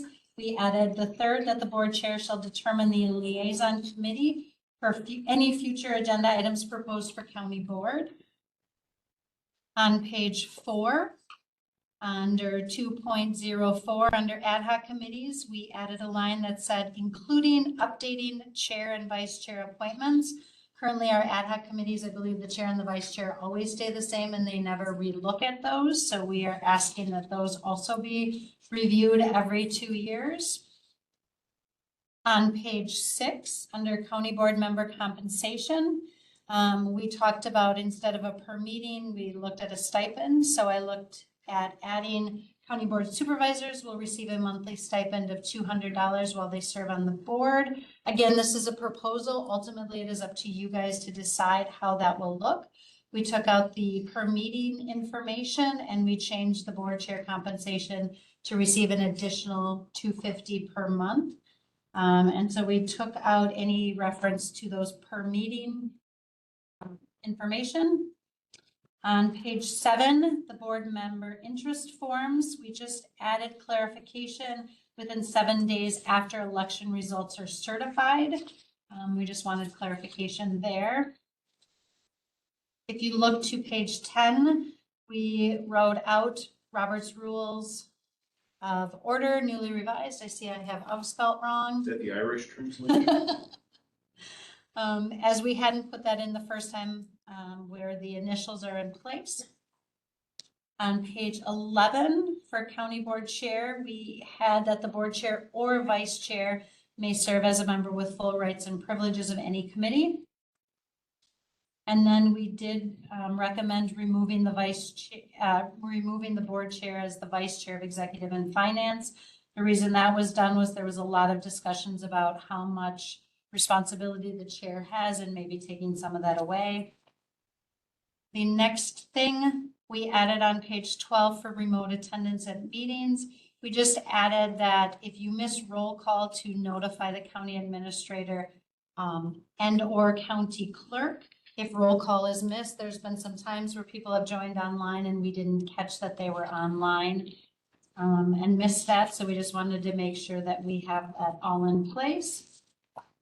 And the last thing that was recommended to me by a committee member is that there should be a signature page that they have read it. That is, again, up to the committee and the full board to determine if they want that.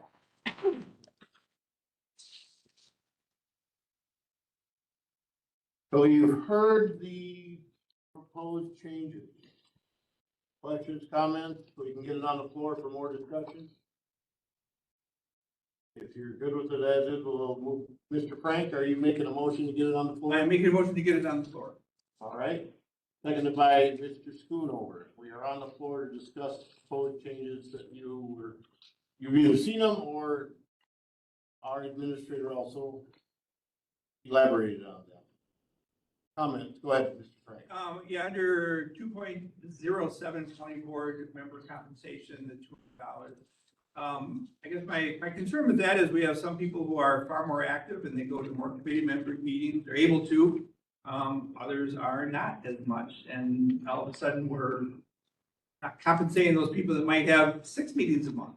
And there are those who have 4, or they get on the counties association, one of those groups, and there would be nothing extra for that type of thing. So I don't like that. Maybe it's easier for the payroll part, because you know it's going to be the same every month, but I don't think that it really meets the needs of the people who are putting the extra time into the different committees. So I would leave it the way it was, in my opinion. Mr. Frank or Carol? What if we said whatever the amount is per meeting now, based on attendance in the minutes. If you were there, you get that $30 or whatever. And that way, there's no more of these forms to fill out. The clerk just looks at who was there for the attendance, and then that gets paid. That way it would take care of your issue. Some people are in 5 or 6 meetings a month, some people less, but that way, if you were at a meeting, you get that meeting. Is the challenge that the paperwork part of this? Is that what this makes it easier, or what's the intent behind that? We just really went back and forth on it. Part of it was the paperwork piece of it. Part of it was just to try to make it be a stipend, so that people didn't have to fill out those forms. I think we would need those forms to be continued because some people take the stipend and some people don't. And so we would need somebody to fill out the form that says, I want to be paid, because not everybody does. Right, that'd be a one-time thing, right? And then if someone wants the pay per meeting, again, we just go off the attendance. Go ahead. There would also be the issue of reimbursement for mileage. So there would still need to be some kind of claim process happening to get that reimbursement. And to be clear, that's not that the paperwork is so complicated, it's that board members aren't real good about doing it kindly. So that's on us, not on administration. So we used to fill out a paper every time to come to a meeting and turn it in. Just saying what we did at one time. That way then that was taken care of, the mileage was taken care of, everything. And we went to this new form, and it's almost like this new form doesn't work. I don't fill it out, so I don't care. But my point is at one time, I remember the clerk, every meeting we went to, we signed a piece of paper, we turned it in, and that's how it was taken care of. So I don't, like I said, I don't care whatever. Mr. Manning. Well, and with that, I know there's a number of people here that rarely turn in their monthly payroll or whatever you want to call it. So is this going to be making people take it? No, we would not make people pay. They could still decline for the year, however. Mr. Severson. Want this committee to recognize that it says County Board of Supervisors will receive a monthly stipend of $200. That is a heck of a ton more than what we're getting now per committee meeting, per county board meeting. Yeah, now if you do 10 meetings in a month, then it's gonna be less. But still $30 to $40 or whatever. I don't, to be clear, I don't take any stipend, no money. I know Chairman Turk doesn't either, and it sounds like Mr. Cooley doesn't either. But I'm just saying that I think this is more than what we had, because we used to get a report at the end of the year of what county board supervisors got. The county board chair did receive around 2,000, a little bit more than that, stipend money. And the county board supervisors received less than that. If it's straight across the board, that's 21 of us. It's $2,000 some dollars that we're receiving. I think it's more than what we're actually doing now. Okay, so just so we're clear here, that this is the way I interpret it. I don't know how our attorney interprets it. You don't want it, you don't have to take it. But am I correct in saying that, it'd be $2,000, that would be $200 a month versus, I went to one county board meeting and 2 committee meetings and I got $100 a month? That's why I asked that question. I mean, up there it says we will receive. But how it's currently worded is to shall. So, I mean, we could have it be paid, or we could have it be worded shall receive if requested.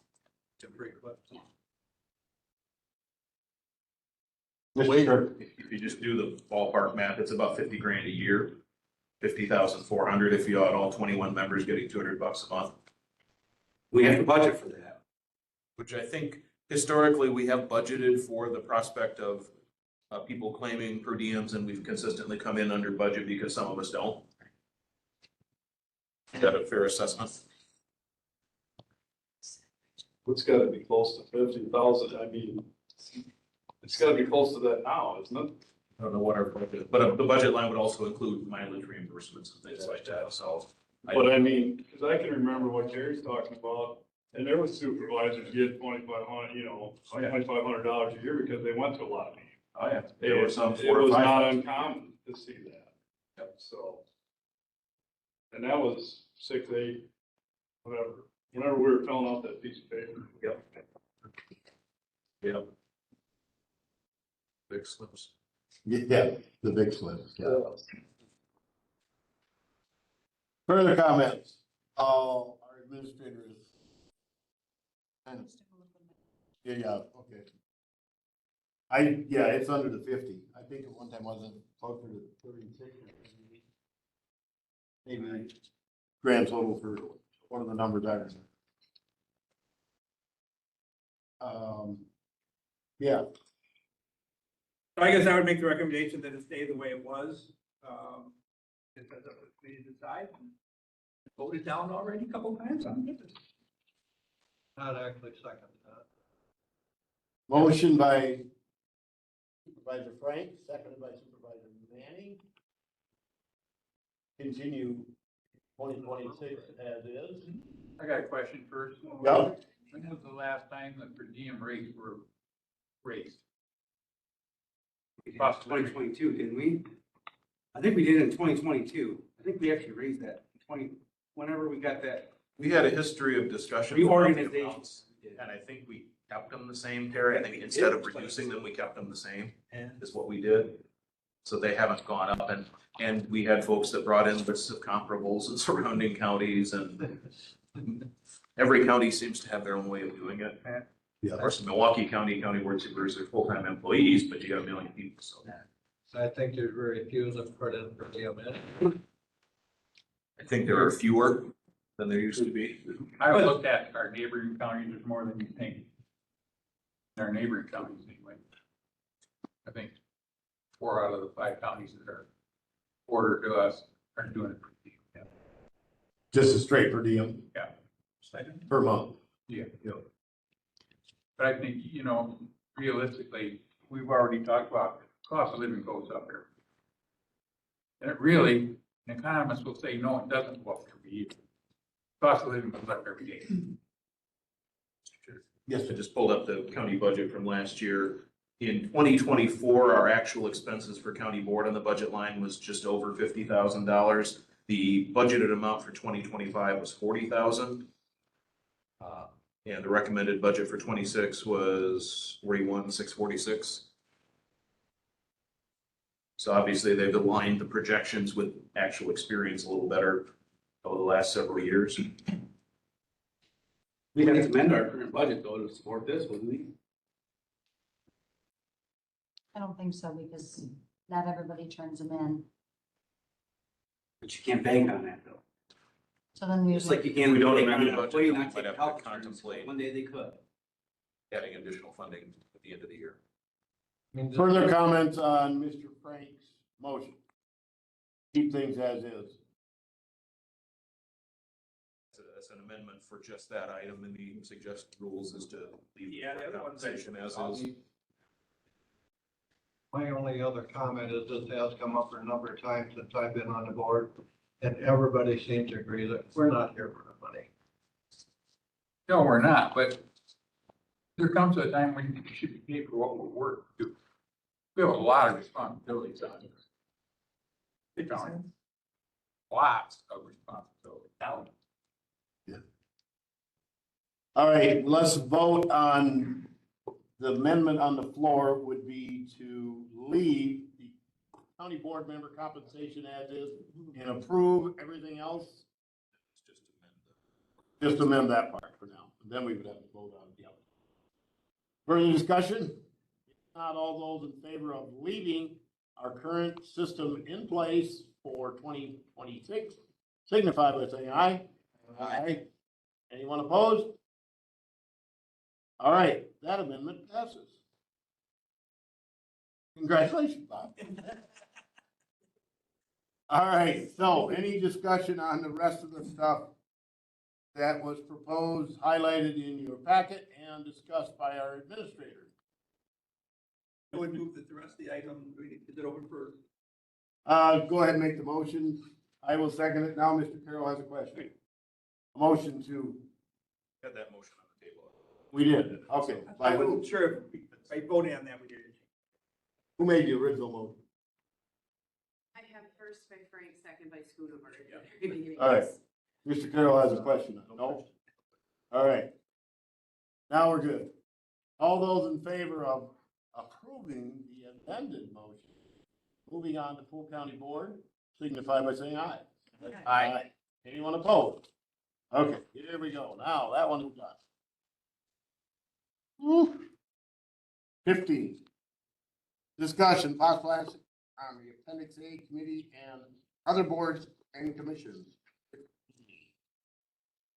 So Appendix A is another one that we talked about last month. We have most of the changes highlighted, a couple of additional changes. We do want to remove under Executive and Finance, the board liaison for and reviews budget performance of Joint Ambulance Committee, as we no longer have that. And also remove board liaison for Lone Rock Library Board, as we no longer are on that committee. The last meeting, it was proposed to remove Pine Valley. The question was asked is, should we make Community and Health Services Committee larger? I did look into that. We are unable to do that, as the Board of Health can only be a max of 9 people. And so we are unable to make that one larger. Under Natural Resources Committee, Mr. Carroll had noted that Wisconsin Statute 91.02 sub 2 sub A was incorrect. It actually should be 91.01 sub 2 sub A. That's on page 2 under Natural Resources. On page 3, as discussed last month, removing the County Parks Committee and have them report directly to Public Works. Under Public Safety, adding that they are the board liaison for ambulance services. And those are the recommended changes.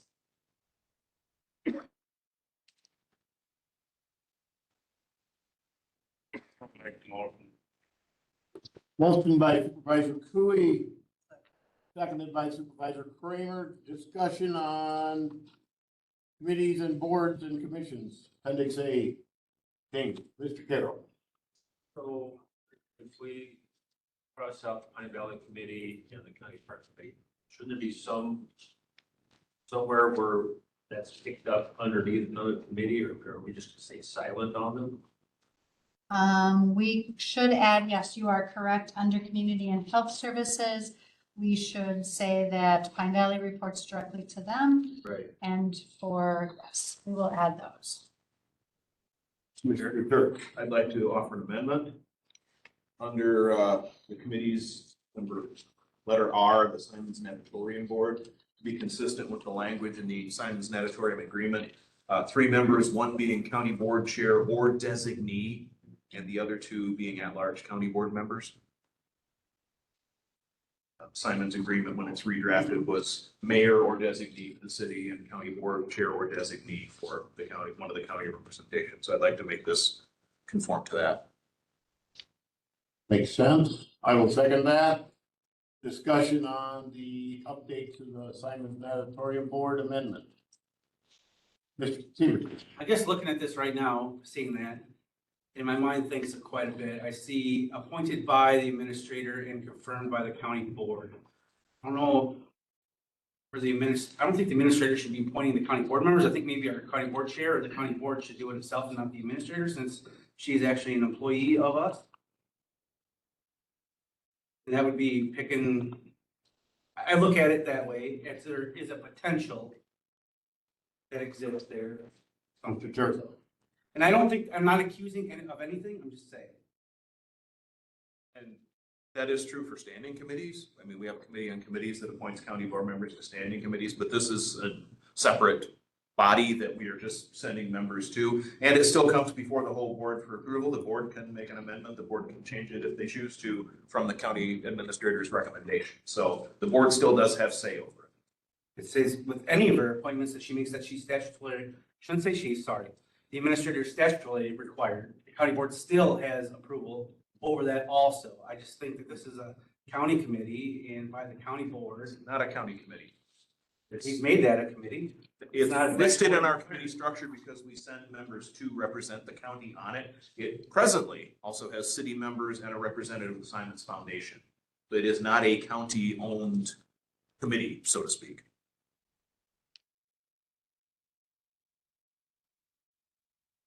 Further discussion on the amendment?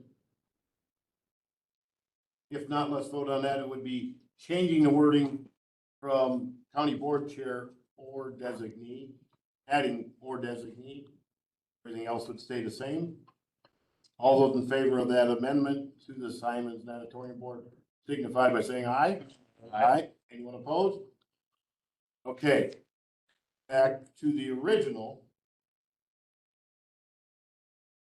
Any other questions?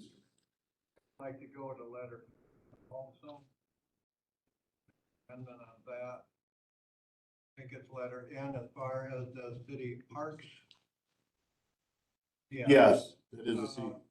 I was on that committee and I knew anybody on the board at the time could be put on there. Going with just public works, you might have a hard time getting enough people to go on there. I know when I was there, anybody on the county board could be put on city parks. We just change it to the administrator. Everything else is. One above it and one below it.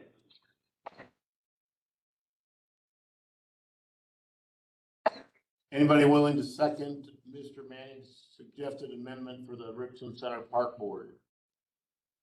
To your suggestion, Gary, would be any county board member? Any county board member could put on there rather than limiting it just to public. From the Public Works Committee. Seconded by Supervisor Cooey. Further discussion? Seeing, hearing none, all those, go ahead. So we're saying any county board member could be appointed, but it still will be appointed by the Public Works Committee? No, I think we should go with the administrator. That's different than the amendment. True. I just think it should be open to anybody because it was difficult. I mean, that was our first administrator, but begging for people to go on that committee. So that's the only reason. I just think it makes it simple where anybody can be put on. So Gary, do you want to add to your amendment that it would be appointed by the administrator and confirmed by the county board? Yes, I like that. All right. I said in the first place. I'm second that. All right. Caught up? Thank you. All right. Changes to the amendment so that it will be appointed by the administrator and confirmed by the county board. All those in favor of the amendment to the park board signify by saying aye. Aye. Anyone opposed? All right. Thank you. Now back to probably able to make time. Yes. And you are gonna clean up, or you're gonna throw something down for Pine Valley, is gonna go, and the parks is under public works, if I remember correctly. Okay, that straightens that out. I think we're ready to vote on that, send it on to Polk County Board with the amendment that we just voted on. All right, all those in favor of the changes and amendment to Appendix A of our committees and other boards and commissions, moving it on to Polk County Board, signify by saying aye. Aye. Aye. Anyone opposed? Aye. One opposed? Got it? All right, that has carried. We are moving to item 16. Discussion and possible action on a protocol for communication between county administrator and county supervisors. Item 16. So we had a discussion about this at our last meeting. I took all the information that was provided and tried to summarize what I felt needed to come to the Board of Supervisors in the future. 3 things that I took from that conversation, and I want confirmation from this committee. Anything that alters continuity of operations, all press releases, and potential loss of a building. I would be looking for you to confirm that that is what you want me to share with all county board supervisors, or if it's something different, to let me know that. Would this be shared via email? That'd be the official. Yes. Does that need to be in there? Mr. Stevens. I just don't think that we need to be discussing this right now, especially in open meeting, that we need to sit by ourselves to discuss what we expect out of the administrator and what legally is. I think we should consult with our labor attorney, finding out what we can legally discuss. I think this sets up the ability for the administrator then to say, hey, there's an open meeting where we said this of her and she can challenge any, I shouldn't say her, sorry, Terry. So we're setting this up for anybody who else there, that could potentially say that, hey, that we set this up for whatever, and this is what you said, and I followed this. And so we need to be pretty clear on what we say here while arguing this issue. Comment, Mr. Frank. I just want to say I've had no problems with communication, gathering information, or if I've had questions to make a call or to refer somebody who calls me to the administrator or to the appropriate county agency. I'm not sure that this is even necessary because I've gotten the questions answered. If somebody came to me with a question, I found the answer. I wasn't expected to know the answer for everything, but I do think that people that elected me expect me to find the answer and get back to them, and it's worked fine for me, so I'm not even sure. In my opinion, I don't see where this is necessary at this point. The due process. They ask you a question. If you don't know the answer, you find out. Explain. We realize that those 3 items now are what she's got to report to you and not anything else. Any of the questions that come up, we'd have to report. It doesn't say that she has to though. But I was, Go The ahead. idea that this came out of from a full board meeting was that certain supervisors felt they weren't getting certain communications that other board members knew about certain instances that happened. And so the effort was just to standardize that, okay, if these kind of things happen, then an email goes out to every single board member so everyone's notified. It's not that that's the only way the administrator will ever communicate with us. It's not changing any other protocols of communication. It was just establishing that, well, okay, if the county issues a press release, it's also going to go to every board member so we know about it. If there is an incident that alters continuity of operations, Human Services has something at their building and they have to close for a day, we'd all get an email to let us know what happened. That's what the intent and the process was intended to be. Comment. Good. Not relieving her of any of the duties that she's already doing. Or communicating to her. I may feel along the same lines as Mr. Frank, but I'm the board chair, so I hear about a lot of things anyway, so. I'll follow it. Yeah. If I may, Mr. Chair. Yes, you. I've had constituents come up to me and ask me a question, and I look at them like, I don't know, but I can find out for you, or I can ask you to call either the county administrator, refer you to the county administrator or the county board chair. There's some things that are so minute, I really don't think that every county board member has to be on top of it right now. That's why we have Trish. So I don't think this is necessary. I really don't. Because, if somebody would come up and ask me about, well, the big thing was the water leak in the Copper Top Theater. Okay, so we had a water leak. It's not an emergency, I don't think, unless we were actually using the building, then that would be different. But, I mean, really, come on. I really don't think this is necessary. We will find out, and if we don't know the answer to a question that we are asked, our proper response would be, I don't know, but I'll find out for you and get back with you. Mr. Stevenson. Adding to what Supervisor Kramer said, if there was ever a labor dispute on anything, those could be used for at cause for employment that didn't follow, and now we're saying certain things that it's okay to do, and then that person could reference that fact that we said this, and it would be hard to argue that. So I think we should just leave it and not say anything. Or go into closed session and talk about this, because we're amending a job description, which ultimately she can argue, sorry to say that, the administrator could argue on stuff for that person's employment.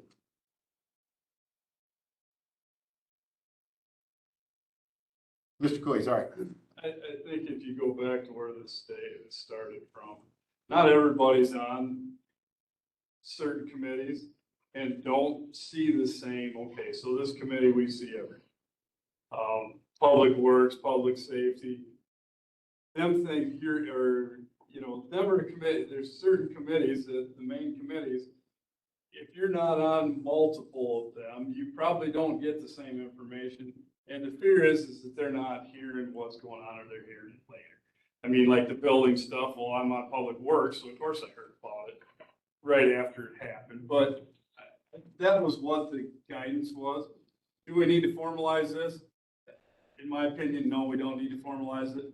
What I would ask of the administrator is when something goes on, send an email. As simple as that, if it deems an email, you know what I mean? If we have to shut down the county because of whatever, I think we should see an email. But we probably know it already. And that's what she was asking for. But you know what I mean? That's just, to me, if something's happening at that level, you're gonna automatically do that anyway.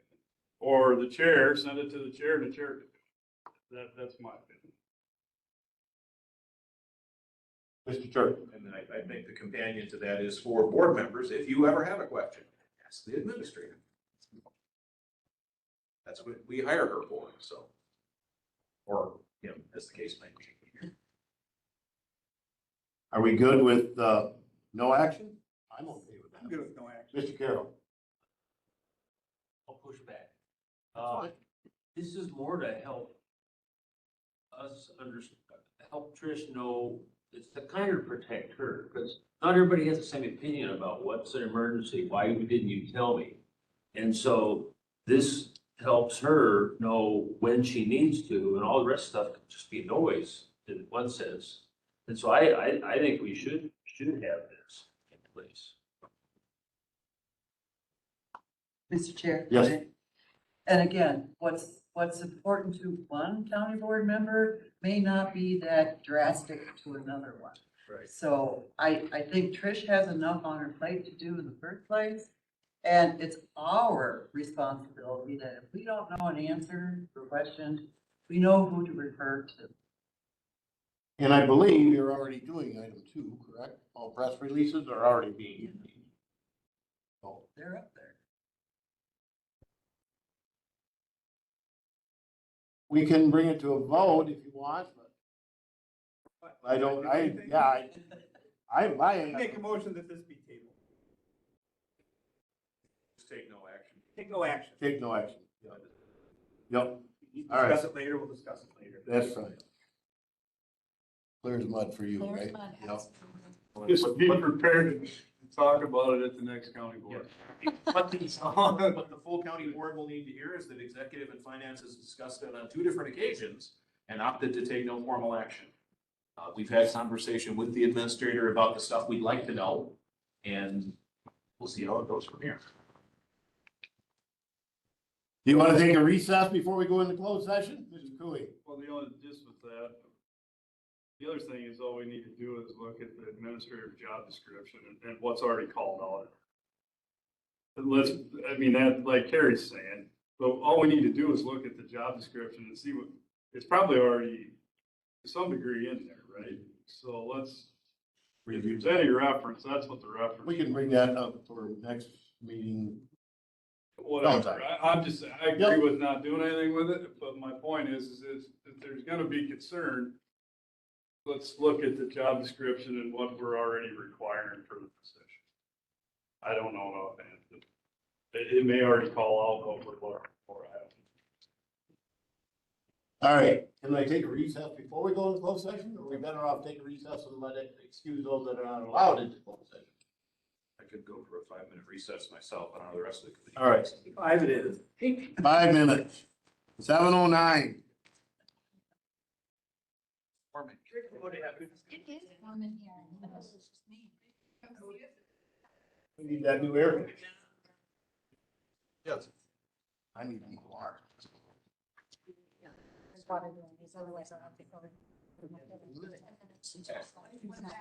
Steve, do you want me to turn on the Great. fan? Sure. Oh. Hey. How much trouble am I in? Happy birthday. Okay. Got something great?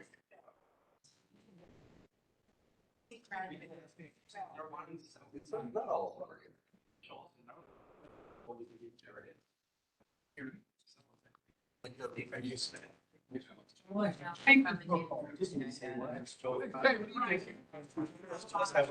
Fire.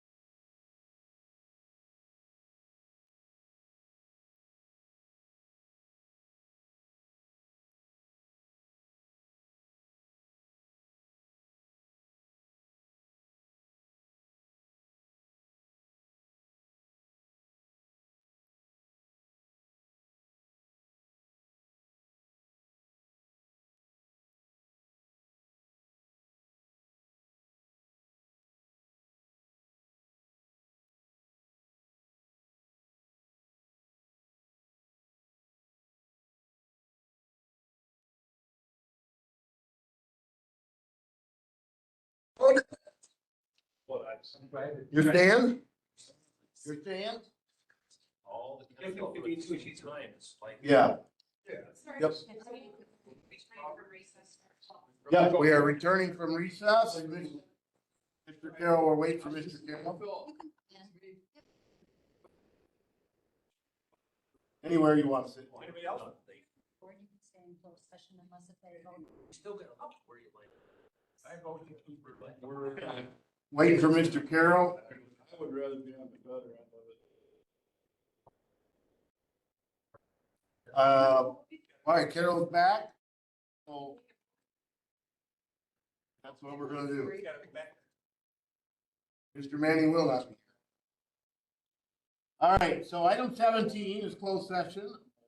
A motion to go into closed session, Wisconsin 19.851E, liberating or negotiating the purchasing of public property, the investing of public funds, or conducting other specified public business, whenever competitive or bargaining reasons require a closed session. Discussion of transfer of ownership of the Simons Recreation Complex. Entertain a motion to go into closed session. Mr. Cooey, Supervisor Cooey, second by Supervisor Carroll. I had to read that last time. Well, New different attorney. Yeah. Yeah. Normally we will. We're into 2 hours and 10 minutes. All right, all those in favor of going into roll call vote, yeah.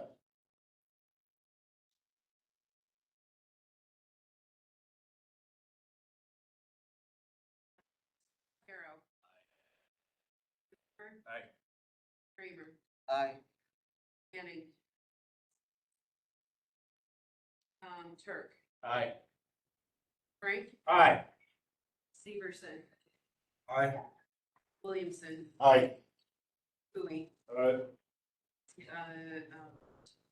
Okay, we are now into closed session. Please shut the door.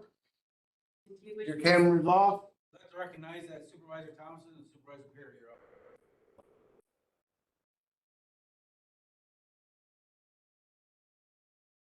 That's what I wrote in my. We're back on. All right, thank you. We are back in open session. We are going to item 19, possible action on items from closed session. There is no action. Any correspondence? No correspondence. Future agenda items. There was one that Mr. Cooey and I had discussed, if I can think back, 2.25 hours ago. Just let me know if you've got any, or the chairman of the board or our administrator, and we'll get them put on. But the next meeting should be, what are we in, March 30th, if I remember, right? Is that correct? And we're looking to March 30th because the ambulance study report should be done and he should be able to present it to this committee. I won't be there. I'm on vacation. You going biking? Nope. Going to watch baseball for a week. All right, next meeting, 5 PM on March 30th. Entertain a motion to adjourn. Mr. Manning is not here to do it, so we'll give it to Ms. Kramer. Supervisor Kramer, and seconded by Supervisor Frank. All those adjourning until April 30th, or March 30th, 5 PM. Signify by saying aye. Aye. Anybody opposed? Thank you, everyone. I will update you. I'm gonna go up and check on Mr. Manning. And Sheriff Porter tried to get him to give him a ride, but he wouldn't do it. No, but he followed him